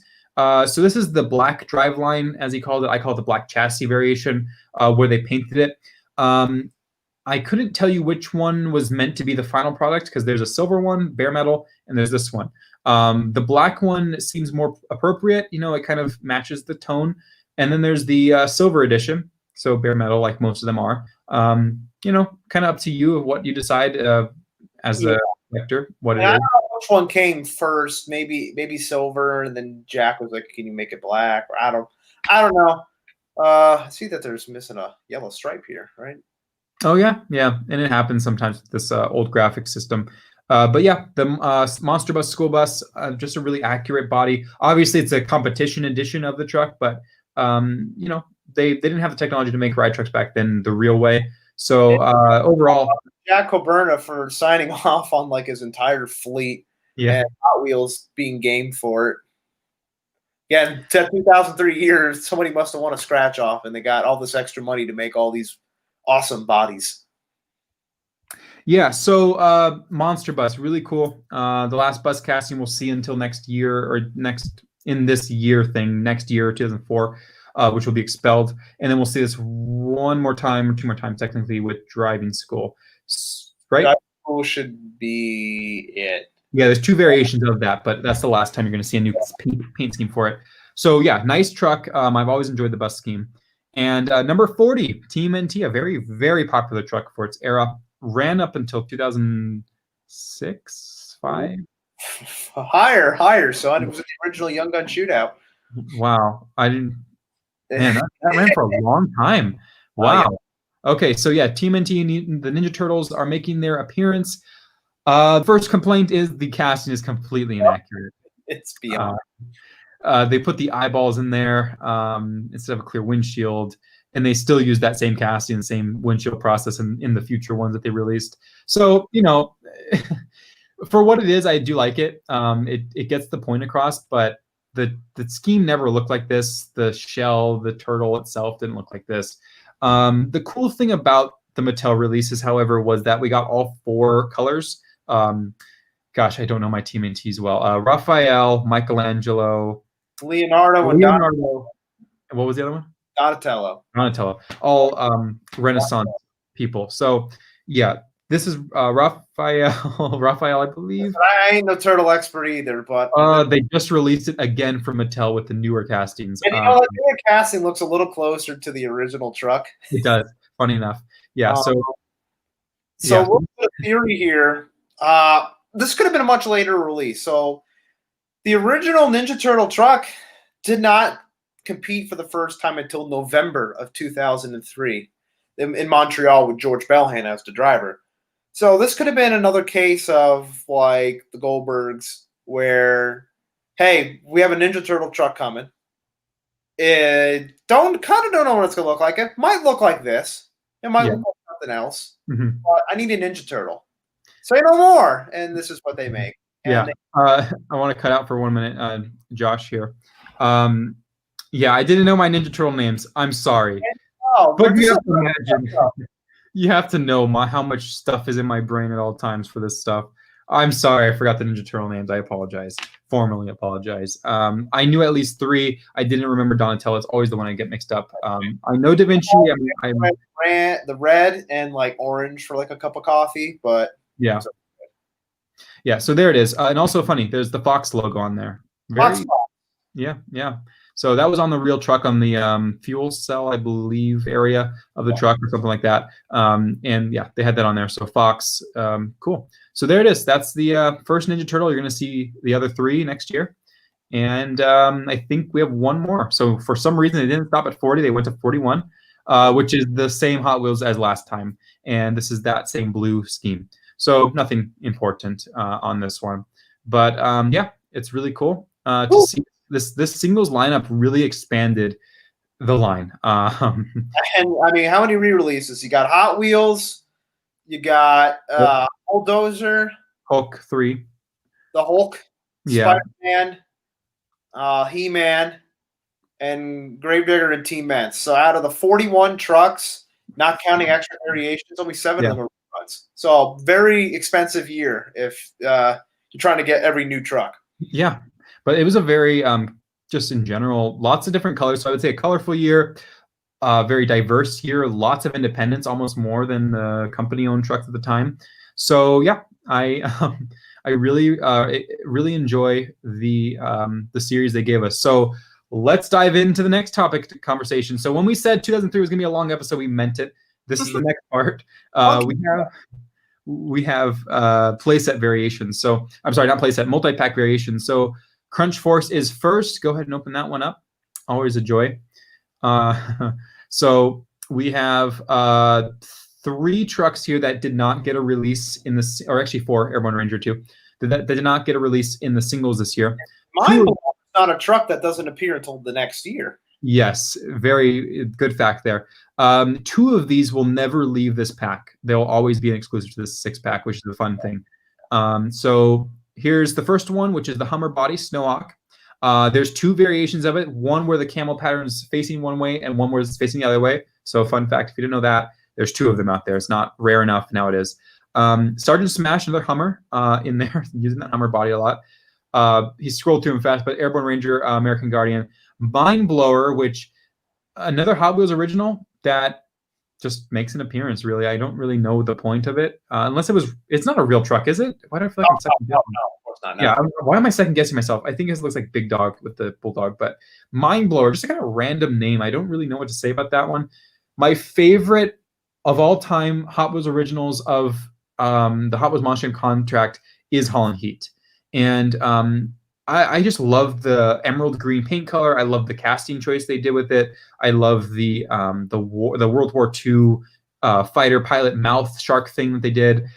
I've always loved Holland Heat. It's always had a big spot in my collection and in my collecting career. Exclusive, however, to this pack. And I got to say, if you guys want one of these, you're gonna have to look pretty hard for it. It's not the most common thing because of its only exclusive release here. Go ahead. So we'll talk about it when we get to our 2004 episode, how all over the place it was. We see Mind Blower appear in a single card. Makes you kind of wonder, was Snowhawk and Holland Heat supposed to come out on single cards in 2004 as well? Yeah. I honestly think so, because they probably want to use that backdraft tooling as much as they can in the Hummer tooling.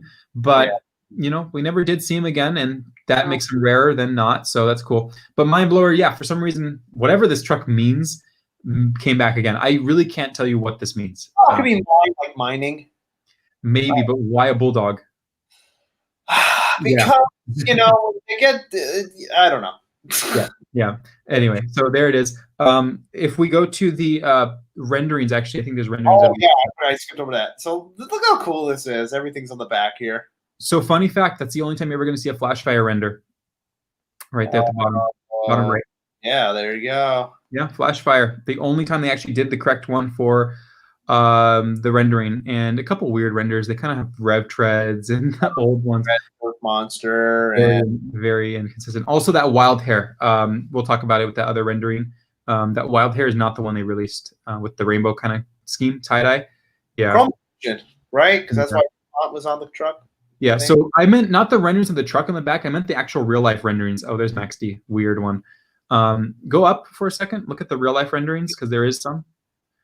If we look at them, probably the watermark's going to cut it off a little bit, but if we go up. Oh, yeah. There we go. Okay, so yeah, hard to see, but yeah, Holland Heat's kind of using the toy rendering on whatever that is, just in a stadium. And then Snowhawk is the same rendering that they used for Sergeant Smash, just retouched up. There it is. So yeah, weird ones. Mindblower, we'll see it again in 2004. Maybe we can skip over real quick and look at that picture just because it's kind of incomplete here. Spoilers. Yeah, spoiler alert. 2004 is get accessed. Where is it?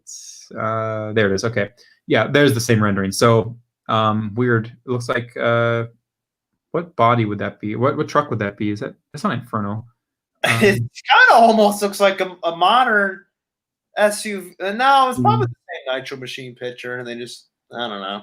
Yeah, the chassis is not Gravedigger 3, I don't think. Oh, yeah, that's true. Weird. Yeah, anyway, there's the rendering that you guys are missing out on because of that watermark. But yeah, odd truck overall. I don't really know what else to say about Mindblower, and we'll come back to it in 2004 with more detail. But probably referring to the mine dogs in the military. Well, that could make yes, that makes sense because pull that comment. You got the comment up?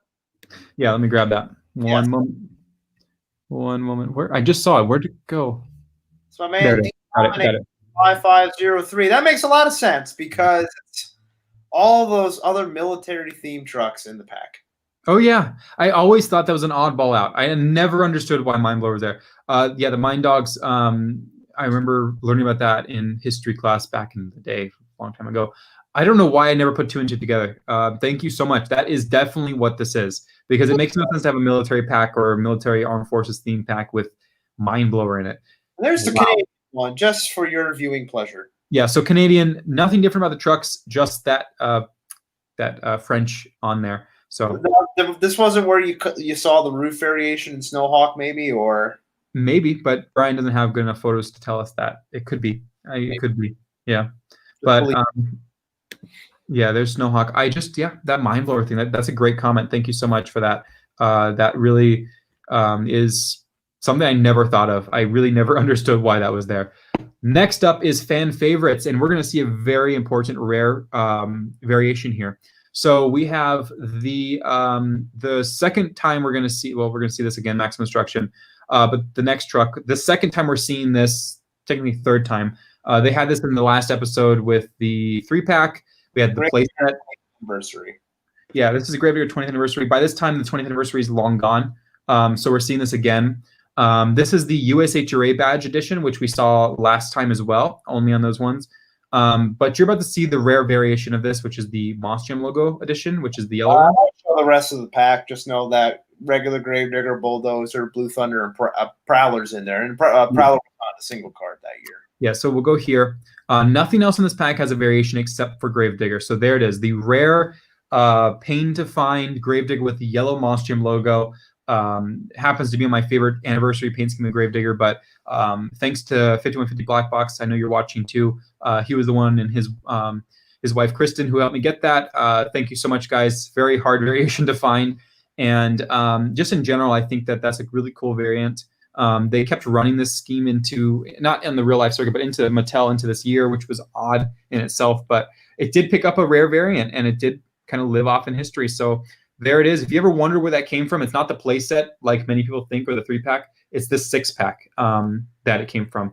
So the next, there's a lot of packs here. The next one is the Flame series. Obviously, about here, there's no variants here. It's Hot Wheels, Backdraft, T-Ments, Flashfire, not Inferno, Flashfire, Tough Enough, and Gravedigger. Yep, and nothing changed. I don't know why there's a weird cardboard piece in Brian's pack, but there is. Kind of covering up Flashfire. So it is. I never noticed it, huh? Okay. There wasn't like a majority of them. I don't know if they were supposed to be taken out when they get put on pegs or what, or on the shelf, but they're there. Yeah. Okay. Weird. Not there, and I see on that second fan favorite, so it's kind of weird. Yeah. As we look at superhero pack. So this is where we're going to see in the Canadian version actual rare, 2 rare variations. So we have the standard Wolverine, Hulk, Spider-Man, He-Man again. I don't know what makes Dragon Slayer a hero besides Slaying Dragon, maybe, and Bounty Hunter, which also not really a hero. But anyway, there they are. Regardless. Superheroes, Ryan. We only had like 3. Yeah, I guess I had to fill the spots in. Maybe it wasn't the best pack to choose for a superhero line. But yeah, there they are. Same things. Let's go back now, cut back to the Canadian edition, and you're going to see a lot of, or not a lot, but 2 very rare variations. One far rarer than the other. I've seen a couple of the Spider-Man one. We'll go to Spider-Man first. We'll come to Spider-Man first, and then we'll talk about Hulk. So Spider-Man's at the bottom. So this one, you can see very, very prominent. That Moss Gym logo, the yellow one. Shout out to Joseph Nelson if you're watching this. Thank you for yours that you sent me. This is a very, very hard variation to find because it was from Canada only. 6-pack exclusive, which doubles up the rarity of it. So USHRA badge was used years and years and years for Spider-Man, and then this popped out of nowhere in Canada. For whatever reason, Canada got the Monster logo.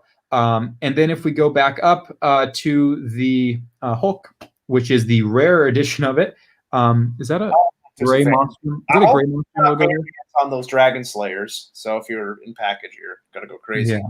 But so here is the rarest, I'd say, of the 6-pack variants. The Gravedigger is the second rare. Actually, it's hard to kind of categorize, but I'd say Hulk by far is the rarest. I've had a collector chasing one for years now. I found it on eBay when I was just randomly looking for it one day when I figured out it exists. But right now, what I've heard from that collector is that these are extremely hard to find. Like, he can't find another one. He's been searching for years. So for whatever reason, I got lucky that day. Mine's a little chipped, but totally fine because it's that rare. Yeah, so if you have a yellow Monster logo Hulk, you got a Canadian edition of it, and you have a very, very rare truck. I'm planning on getting a third display case for these kind of variations, and that's definitely going to live in there. It's a very rare one, although I don't display it now. It's a very, if you have one, it's a proud piece to have. Very proud. And same with Spider-Man. I'm not going to diss Spider-Man or the 20th anniversary Gravedigger. Those are both great ones, but that Hulk is a gem. So definitely look at your Hulks now. Check them out. If that has, if you have that, you know, that if that's the case, congratulations. So I'm very surprised. I want to take a moment to thank the 82 viewers who have still been watching this for this last 2 hours. You're awesome. Clearly, you enjoy our voices enough to just invite us into your home and listen to us. So I see a post there says, weren't these Costco exclusives? I'm going to say no, because now we're going to show you the Costco exclusives. Yeah. Oh, I forgot. Oh my gosh, this episode's never going to end. I forgot we have the Japan truck. Okay, so this is the Costco editions. Nothing new about them. The same variations. You have 4 packs for some reason. Very odd packaging too. But Bustin' Loose, there he is again. Same one, USA Today badge. Gravedigger with the old paint scheme, Chillin' Villain, and the King Crunch. Nothing new. Nothing aren't on single cards in 2003. Yep. Same with Reptoid again, and this one's a jungle pack. It's Reptoid, Bulldozer. Back for a second. Wild Predator. Which one here? Go back to Reptoid once you're done. That's the first edition. This is not a variation exclusive, but this is the first. Actually, hold on. Let me make sure on my end. That Reptoid. That might be where that Reptoid variation comes from. And let me check. You're seeing a Monstrum logo. That's what I'm seeing real quick. I don't believe we get Reptoid again, do we? Not in this scheme. Okay, then that is where that one comes from. So there is a. I knew this already. There is a USHRA badge edition, and there's a Monster Jam logo variation. For some reason, I thought there was a single pack with the Monster Jam logo, but this is the only time you're going to see a yellow Monster Jam logo variation of Reptoid. So this is where it stems from. It's a Costco exclusive. So congratulations if you have that. Costco membership. Costco membership bought you a Monster Jam logo variation of a Reptoid that you probably didn't even know existed. So if you have that, another rare one to add to your main display shelf, really. So there's that. So there's Reptoid. Bulldozer does not have that new update while playing any of them. Hero pack. Superheroes, I don't think there's anything in here new. Oh, I don't think so. There's USHRA Spider-Man, USHRA Hulk. Yep. And the yellow Wolverine. So reappearance. Wolverine, make sure you went to Costco. Let me check. We'll dive into that discussion just a moment. If you want to, let me check real quick. The reason why I'm stopping is because that Wolverine, I'm looking at the one that was released. Okay. I was making sure the SFX logo one wasn't the one with the full grill, and then they made another one. Never mind. I'm just crazy on variations. So let's go ahead and see that. So this is a more modern discovery, thanks to, I forget who it was who originally did it, but I'm going to credit the wrong person, Tanning Rude, who made this more prevalent. The original finder of it. Doesn't Leo have one of these? Leo M? Okay, it was Leo. It was Leo who originally posted about it. So Leo, I don't know how to say his last name, unfortunately. Leo M. I don't want to botch it. But Leo posted it. Tannian hopped in the discussion and said he was looking for it for 10 years, and then it kind of became this wildfire of a discovery. I didn't want to believe it was a Mattel product until I saw the bottom of the chassis and it said Mattel, and I was like, oh gosh. So to give backstory on what the heck you're looking at, if you didn't watch my video on it, this is the Taxi 3. And this is, how do I really explain it? It's probably one of the rarest trucks that exists because it's just so unknown. It's for the Taxi 3 movie, which oddly enough, it was a French movie, very popular in Japan. Don't know how those two and two kind of worked, but this is part of the Charo Wheels Ultimate Edition line, where they would take a popular pop culture movie or show and they make it into diecast form through Hot Wheels. How those things work, how the Hot Wheels system works with it, I don't know. I really don't. So if you have more word on Charo Wheels and that whole thing, please do comment. But it is Hot Wheels. It is Mattel. So therefore, it's grandfathered into the Hot Wheels Monster Jam era. You know, we can discuss that the Bell helmet truck wasn't a Monster Jam truck, but we still grandfathered in as such. So technically, this is the same. It doesn't get any special treatment. It's not a kind of out there truck. So yeah, it comes with 3 cars, which are cars in the movie. I've never seen it personally. If you guys knew the movie, comment below. Someone said, Steve Farrington said, fabulous movie. I've never seen it though. And here is the infamous Taxi 3 monster truck. So it was in the movie. Another really fun fact and hilarious, because this is a really rare truck, was that Inferno was in the movie. In the movie for a moment, they were showing the France show where Inferno was, and they had it as the monster truck crushed through the house with it on the TV. So 2 of the rarest trucks ever to exist in the same movie, in the same year as well, 2003. And you'll notice that because it is using the tires that Hot Wheels Monster Jam uses, it is part of this. The rims are not the same. The rims aren't the same. Look at the tops on the beads or on the tread, little circles. Are they not diamond? It's kind of hard to tell. Oh, are they supposed to be diamonds? They're supposed to be diamonds. Yeah, that's what they used for the entire time they were around. But those rims are not the same. Actually, let me just grab mine. It's open. Let me grab it real quick. Oh, yeah, I guess those tires are fine. Let me just compare it real quick to show you guys, because I do have this truck. I was the one who put it on the website because Brian didn't know it existed. I'm sure he doesn't even know it exists now still. But you can see here oh, hello, me. You can see the rim is, actually I'll show you this way. The rim is a big kind of different one. You don't see the axle sticking through here. So, you know, it's different than the original small hub. So technically, you know, it's not the same style, but it is Mattel. So it is, and produced under the Monster Jam contract era. So it's technically that. Let me bring back Phil, and then let's bring back, where are we, Phil? I'm losing it. There we go. Studio. There. Okay, so yeah, this is a really interesting one. So if you never knew this existed, like I didn't, and like most of the community didn't until I posted about it, and other people posted first, welcome to the world of collecting. If you're trying to find them all, this is on your list. The only way I've been able to find this was through the Japanese kind of USA merge site, the auction site called Buyee. That's BUYEE.com. They kind of allow, they're like a really cool connection company that allows Americans to buy from Japan, like things in Japan, like Nintendo mostly and that kind of stuff. Japan exclusive items that you can't just buy from a site because of different things that happen with Japan's like customs service or whatever. So anyway, Buyee is where I found this. It was like $110, which is totally fine because it's rare. And I was like, I was so unsure that it was going to reach me. Like I was like, this is going to be a scam. This is not going to happen. It's going to be damaged. It's going to be lost. And then I bought it. It arrived at the warehouse, and then they ship it out for you from there. So it arrives, like the seller sends it to the Buyee warehouse, and the Buyee warehouse ships it to you. And it got to the Buyee warehouse. I was like really surprised. And then 3 days later, it was in the United States. It went from Japan to the United States in 2 days, or 3 or so days, whatever it was. I was like, whoa. And I opened it up. And sure enough, 10 on the shelves, Ryan. Yeah, yeah. Anyway, yeah, this truck arrived safe and sound with all the other parts of it. I reviewed it. I was very happy to. It's just funny because I saw that truck.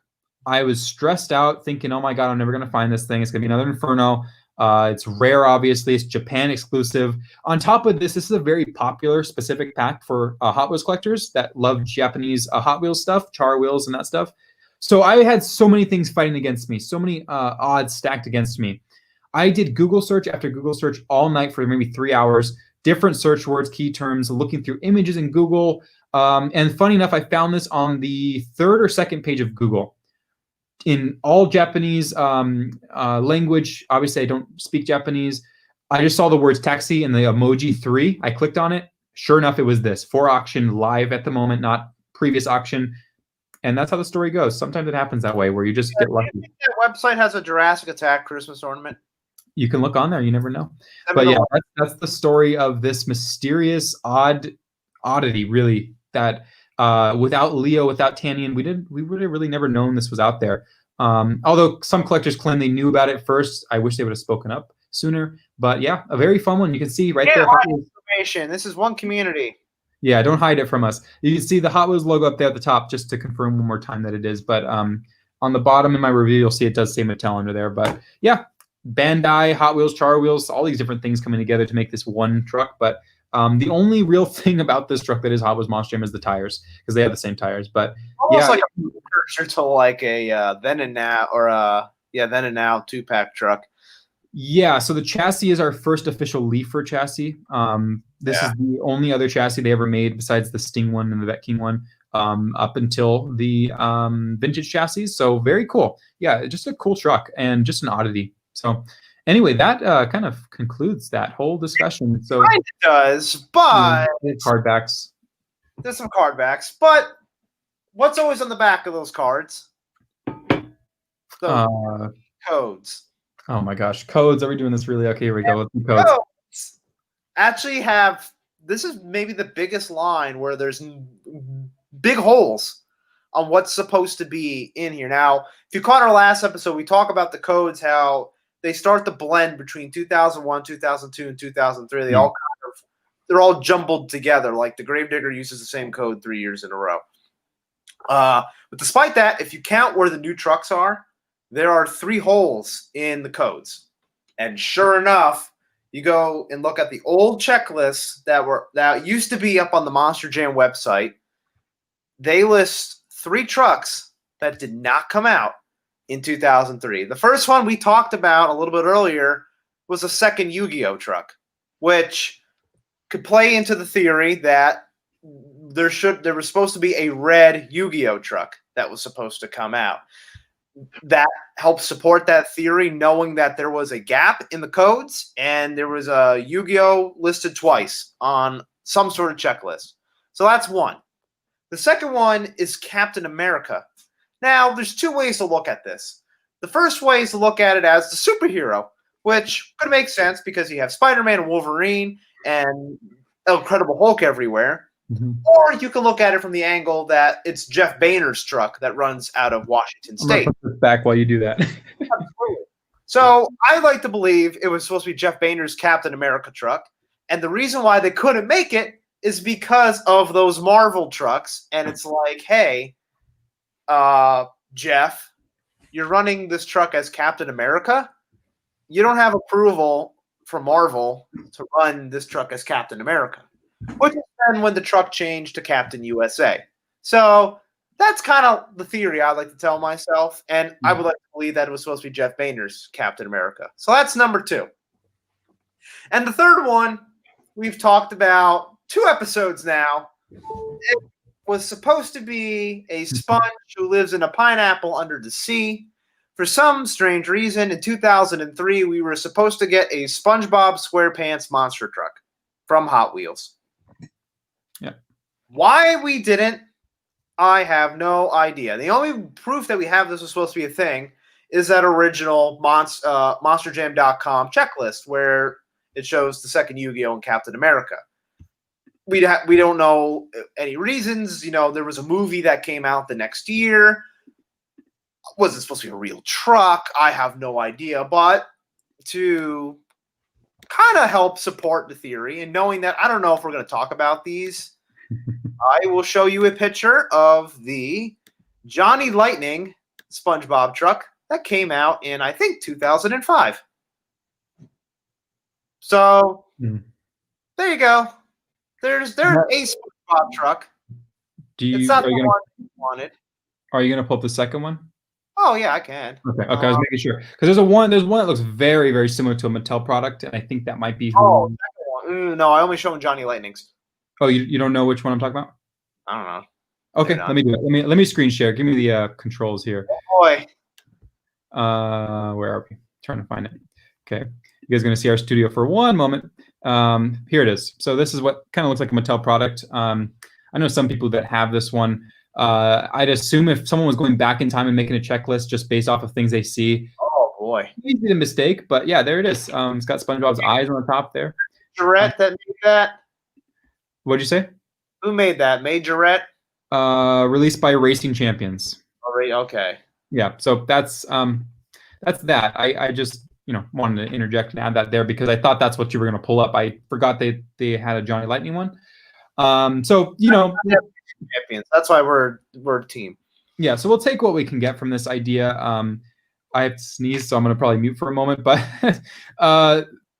trying to recall my thought. Yeah. So anyway, there's 2 SpongeBob monster trucks. Now, obviously, there's many more with Mattel. But who knows? Anyway, is there anything else that we have pictures of that we need to talk about this episode? Not really. There's some renders out there of original Power Forward. Oh, right. Let me find that. While you pull them up, you can. If there's any questions, I know this ran long. It's a busy line. If you have any questions about the 2003 line or anything we talked about tonight, leave them in the comments and maybe we'll. So this is a great website. You can grab the link from me. This is Neil Vandenberg's website. And he was the designer of so many, like literally almost every truck that you can think of. He had a play or the main role in. So you can see here's just some of it's like his portfolio kind of thing, just for people to watch and look at. But see, Power Forward, he was designing back then, and just a picture. I thought I had more. For some reason I thought I had more, but here's a picture of Karl Malone with the truck that Neil took, and you can see there's his artwork. You can see definitely I call it the Neil Vandenberg style. It's just the specific style that he has that you see in every. It's a very consistent artwork that you see in every single. We call it the Feld trucks. Any Monster Jam owned truck, you'll see this art style all the time. Son of a Digger is a great one to kind of see that art style in. You have Max D. But go ahead. I thought we could share 2 screens. I'm silly. There's Steel. Here, that's the Steel Thunder that I mentioned very early on in the episode. Oh yeah, there it is. Yeah, really odd. Yeah, so there's just some stuff that we don't ever know about until it comes out. So if you guys know things, if you guys have secrets, if you found things that haven't been majorly talked about, we'll talk about it on this podcast. So let us know. We can always just add things in, and it's not really off topic to talk about those things. Like the Steel Thunder thing, it doesn't relate to diecast, but it relates to history of the Monster Jam community. So it's also the fact that the truck, this was the 3rd season the truck was running, and first year we got a toy. So yeah. Exactly. I did mention that earlier. Yeah. So it's odd, that, we got it a little late. So I guess we can extend it out. We've already gone long enough. Let's get some questions. Got any comments that pertain? This is a very, very common thing that I see from people, and I'm not calling them liars or anything. I'm just saying I just see this a lot. Some people that say, I saw this when I was younger. I saw Inferno when I was younger. The red Yu-Gi-Oh! It's always that. It's always the same story, but again, I don't want to call them liars because I don't know. That's, if you remember what you remember. I just always hear this same thing with collectors that I saw red Yu-Gi-Oh! On store shelves, but I didn't buy it because I thought it was the same thing. I've maybe heard that one 7 or 8 times before. So yeah, again, I don't want to call false memory because I don't know. I've never seen one myself, but until we see one, it doesn't exist. It's just a myth, really. That's all I can say. But if anyone has one, come forward. That's history in the making. We need to know. Nathaniel loving always being funny. What is Monster Jam? If you haven't figured that out, I think that was he's on my sleeve, but he doesn't know what Monster Jam is. Okay, let's see. This is a good question, Phil. If you want to answer that one, because will you cover the '80s Bigfoot trucks or the retro Matchbox trucks at any point? I would like to say yes. We have a long ways to go with what we kind of consider the core, which is what started in 2000 and was mainly Hot Wheels. Our next episode next week, I know I saw another comment. We're going to talk about the 2003 Muscle Machines because they were really the first major player that was doing the trucks like Mattel was. And we'll continue on with that Mattel timeline. And then obviously we're in current Spin Master land. And then at that point, we'll probably start jumping around to your Matchbox and stuff. So I plan on talking about them. I'm sure Ryan does too. But kind of where we have in the head here is to build the core timeline, and then we'll talk about the Matchboxes and the Racing Champions and maybe some of the Smart Bean trucks I'd love to talk about. Yeah. Unfortunately, my knowledge of older trucks, I'm more of a modern Monster Jam fan, unfortunately, is very limited. So I'm going to rely on Phil as my crutch, really. I might just be quiet. Just like the Phil Christmas special, ornament special. I won't have much to say. The hero card special, I won't have much to say. But yeah. Anyway, we'll cover it. We don't want to run out of episodes. We don't want to run out of topics. We don't want this podcast to be still tuning in and watching. Yeah. Talk about it. Yeah. Yeah, exactly. Good comment. I saw him messaging me on Instagram. Kyle Knickerbocker, Carnage Productions. He mentioned that he was able to purchase one of the Costco packs at the World Finals. I can kind of recall what World Finals that was. It might have been 17, 18, 19. They were selling all those Rev Treads from random offset of product that they just kind of had on a pallet at the Florida shop. Yeah, and it happens sometimes. So that probably was the case. So yeah, I wouldn't be surprised. That story is on that. Back in what year were they doing rewards trucks? The glow in the dark Gravedigger. That's 2013, I believe. 14. Chris Lewicki, who's the driver of the Lumberjack, a good friend, he bought that truck at the World Finals at the merch stand. Really? It was like sitting there, and everyone was like, "What are you talking about, dude? Like, you didn't get it here." And it's like, no, and Chris ain't gonna lie, but like. That happened. And so, like, how did that even show up at the World Finals? And this was maybe like 6 months before they did the rewards offering that we even knew it was coming. Yeah. And he had this truck, and everyone's like, well, would you make that? It's like, no, I bought the World Finals. And it's like, I'm at the tent. I don't see it. You're lying to me. He had just one sitting there, and he bought it for like there's been great things at World Finals that just pop up, For instance, I recall, and I have the truck, so I know it's not just me dreaming about it. For some odd reason, my first World Finals was World Finals 14. And for some reason, they had World Finals 13 trucks left over. And they had like 20 left or whatever. And Dad was like, let's get the truck, the white SUV, which is the exclusive for that year. And he goes, and I go, but I said to him, they have the one from last year. These are really hard to find because they only are sold every year. He knew that too, the exclusives and stuff. He goes, okay, fine, we can get that too, $15 or whatever it was. And that's the only time I've ever seen a World Finals truck lay over into the next year. So you never know what you'll find at World Finals, really. Well, now with the COVID thing going on and not in Vegas, a little different. But back in the day, there's stuff that just appeared, like the Rev Treads that one year. They had the auctions, they had the fiberglass. So, they pull random fiber. Like they had Thor and Hulk fiberglass. You'll never know what you'll find there. It's why World Finals is such a great experience. I'm not trying to sell tickets or anything for World Finals. I'm just saying it's a great experience in general. But for collecting, definitely a very great time to look for things. And for like instance, the BKT truck and the Carolina Crusher truck, those things were sold there, but also online. So anyway, let's look for some more questions before we get off here. Yeah, Cole's comment, you're scaring me, son. Save the snacks. Yeah, this one I know what he's talking about. I'm trying to remember the name. So it's those plastic, not Mattel produced trucks. Oh, yeah, okay. Yeah, I know what he's talking about. They were. I've always remembered them. The common speak was JCPenney. What he's referring to was a set of what we call no rules trucks or no limits. They're called no rules. Yeah. No rules. And when you go to a store like Kohl's or JCPenney, if you go to like the kids section to buy a T-shirt, it comes with something. It comes with some sort of toy or gadget or book, because kids they like getting toys in their cereal, so you might as well get a toy with your shirt. Yeah.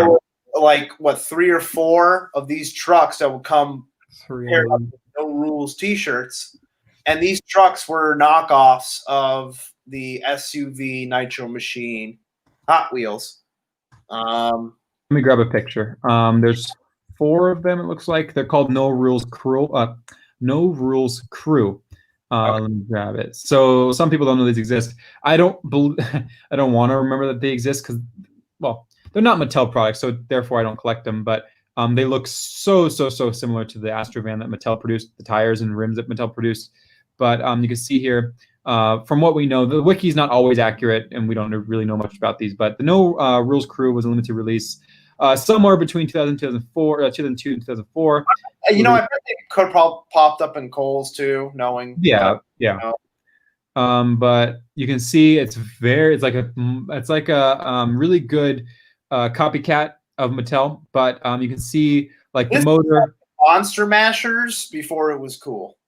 Yeah, exactly. So exactly, actually, much better quality it looks like to me. But it's a really close copy. But the one major thing about this is that they're stickers, and that's how you know they're not Mattel products, which is something they only use for the Rev Treads. So again, I don't care to collect these. I don't want to remember they exist. They're really cool and all that. But this is all we know about them. This is the silver one. If you guys have them, he needs them. I don't want them. Please don't set me off this goose chase to get them. Actually, there's only 3 of them, so there's at least we know of 3 SUV body. These OCD will do something about it. Or not, I'll make sure he gets them. And then the bottom of the chassis obviously is definitely not Mattel. They don't use screws. Now they do, but they didn't use screws back then. So fun thing. Maybe you didn't know about before, and it's just nice to see. In general, things that maybe you didn't know about off of the Mattel brand. And it looks like them, so I get that too. Let's see what else is going on here. About fast food toys. That'd be a cool episode. Talk about all the fast food toys. Yeah, I agree. And there's like the Burger King exclusive truck and that kind of stuff too. Yeah, Burger King, McDonald's, all have done toys over the years. Yeah, we're answering that question there. Recently with the Hot Wheels monster trucks. Yeah. This is just a comment. Nice to see. Thanks, Seth. Yeah, so buy, if you want to look for stuff. Yeah, I guess I got to look for my Christmas ornament on that website, huh? Yep. I'll just type that real quick. I'll make sure buy. Yes, buy. For anybody I know somebody said, can you give me background on you and the Jurassic Attack ornament? Yes, I collect all the Monster Jam Christmas ornaments. And the full-size ones. There's a lot of mini ones and other weird ones, but the full-size ornaments. I think there is about 33 different ones, and the only one I'm missing is the Jurassic Attack one, which came out 15 years ago. Part of the original ones with Gravedigger and Ninja Turtle and one other. I got Ninja Turtle. Ninja Turtle was right there with. I got Ninja Turtle about a month or so ago. Thanks to Ecom Smith, and missing Jurassic Attack. That's the last one I need. And if one of our listeners here can find me Jurassic Attack, I put the bounty up last week. I will eat fish food. From what was it, 2002? Yeah, well, somebody have to send me another Firemouth so I can open up Firemouth fish food. But as a compromise, I promise I will eat fish food if somebody can find me that ornament for Christmas. And it'd be cool, work on something special for Christmas. So it'd be even cooler if I had that ornament. Yeah, I would. Yeah. But like Inferno, you're chasing it down just like I am. So, okay, that's a good hashtag, Fish Food Phil. Yeah, if you want to watch Phil suffer through what has got to be the most disgusting thought I think I can even think of, which is eating 18-year-old fish food. That's a long time for fish food to be sitting around. Be my guest. Give him an ornament. If you want to put a picture, full size, like 164 size. Give a picture. Appreciate you. Not on my computer. Oh wow, wow! Really? I have a picture in front of my computer. I got to be prepared. Let's see what else is going on. How about the Hallmark order that's clearly a knockoff of a Hot Wheels chassis? I think I know what you're talking about. And Carlton Cards made it. And I think it might have been licensed by Ford, too. That's the weird one. Or maybe Hallmark did make one. I know I have the Carlton one. Because the Carlton one I actually found in a toy bin at a swap meet. We'll talk about it a little closer to the Santa Claus Day. Yeah. Okay, let's see what else. I'm having a good time here. Yeah, everyone's trying to find the ornaments so we can eat the fish food, obviously. There's no other way to put it. Unfortunately, if you find me Inferno, I'm not going to be eating anything. I'm just going to tell you thank you. Or maybe give you a Toy Fair truck or 3. There's your incentive. If you want all 3 Toy Fair trucks from the last 3 years, be my guest. Find me Inferno. Any other comments or questions about the 2003 line before we do wrap it up here for the evening? God, this jacket's getting hot now. I want to get it off. Let's see here. Didn't Matchbox have a partnership with Nickelodeon? Yeah, I've seen a lot of comments on that. That would make sense. They're all kind of sister brands, and just for whatever reason, we never got it. But it was some reason in the cards. It got far enough along that it ended up on a checklist that Mattel sent in as official. And it's another weird thing with the toy business changing so much. There are things that Mattel thought came out that never did come out. Yeah. There'll be some more later ones because there's things that they keep discovering that they think came out, they never did. That's just the toy business. Not they did it wrong. It's just And you got to imagine. You got to imagine the big thing is that this is not the only line they work on all the time. Yeah. There's, you have 124 scale, 64 scale, this and that, the other. So in general, we think of this as like, because we're outsiders and we study this, stuff all the time and then know it all. But when you're a designer, I can imagine actually really all the things that are coming at you all the time. You have the company telling you what they want to make. You have, your quotas to make for these prototypes, these dates that they have to be made. So you're not thinking like every single truck. You're not memorizing every single truck. You're just going with the flow. And for it to be this far back in time, designers who are still designing under the same lines, they're not going to remember what they designed 18 years ago. You have to imagine how many things they've worked on, and they could have come from, they could have gone out of the line and come back in. There's just so much stuff. So it's always fun to know and discover things that were produced or not produced or canceled. But, when we say like, oh, we wish that Mattel would tell us this and that, it's hard to think, what was actually out there. So, it's a cool thing to always know, but can't know the full thing. It's always a mystery. This is just a question to divert from our topic today, but I did post something earlier on Facebook. How rare is that Target exclusive Iron Warrior? Pretty rare. The reason why is because it was released in this Easter egg packaging. The only other times it was released with that paint scheme, this kind of orangish paint scheme in purple or whatever it is, navy blue, was in Spectre Flame, which is a modified edition, and the Travel Treads, which was obviously not the regular chassis. So it's pretty rare, and you don't see it very often. That's why I posted it, because I would have just left it alone if I didn't think it was rare. But I know a lot of collectors are still looking for it. It's hard to spot. Let's see. You guys will do an episode dedicated to muscle machines. Well, I think that's a good way to end this episode, because next week we will be talking about 2003 muscle machines. Yes. And episode 5, again, we'll be bringing back Tanny and Rude for a discussion of 2004. He has very good insight into the birthday trucks that you'll see. So he'll be back again, our special guest. And for episode 10, we were discussing maybe a Q&A. Just to break the cycle. So if you guys have your good questions, this can be about anything this time. When we do these kinds of Q&As at the end of our episodes, we don't want to talk about Spin Master and stuff. So I know everyone has burning questions about things. You can ask me anything you need to in that episode, which is far away now. But to celebrate 10 episodes, we're going to do a Q&A. So look forward to that. I want to say episode 6. I want to say in episode 6 or so, we're going to give away another Bakugan Toy Fair. I might push it to episode 8 because I haven't received my second shipment of those. But we're going to continue. It's not the only time we're going to do that. So I had people asking me, are you going to do a giveaway? Of course I am. So we will always be trying to make this podcast as, out there and get it, known by more people. I've had a lot of positive feedback with it. And Phil and I have been very, I was surprised with how popular it was off the bat. Yes. And for us to have 82 viewers for the considerable amount of this time, it bounced up to 90 and came down now to 68.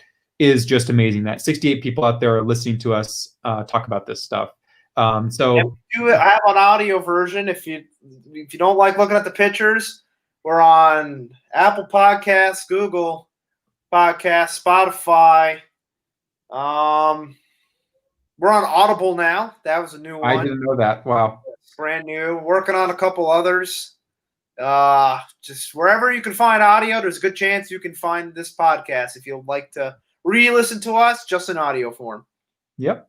Okay, everyone. Well, we appreciate your support. You're tuning in, and whoops, I didn't include that comment. You're tuning in and your undying faith to listen to us for 2.5 hours exactly. So thank you guys. If you haven't eaten dinner yet and you watched us the entire time like I haven't, please go eat some dinner. If not, get some rest. And make sure for dessert you have some gummy bears. Funny inside joke. So join our Facebook group, by the way. We didn't even say that this time. Join our Facebook group. You'll understand that reference a little better for whatever reason it is there. But anyway, yeah. Have a great night, everyone. Thank you all for watching. We appreciate you all. Keep looking for Inferno. Keep looking for the Jurassic Attack. We need those things. And until next time, this is Reiner Monstrum OCD and Phil signing out.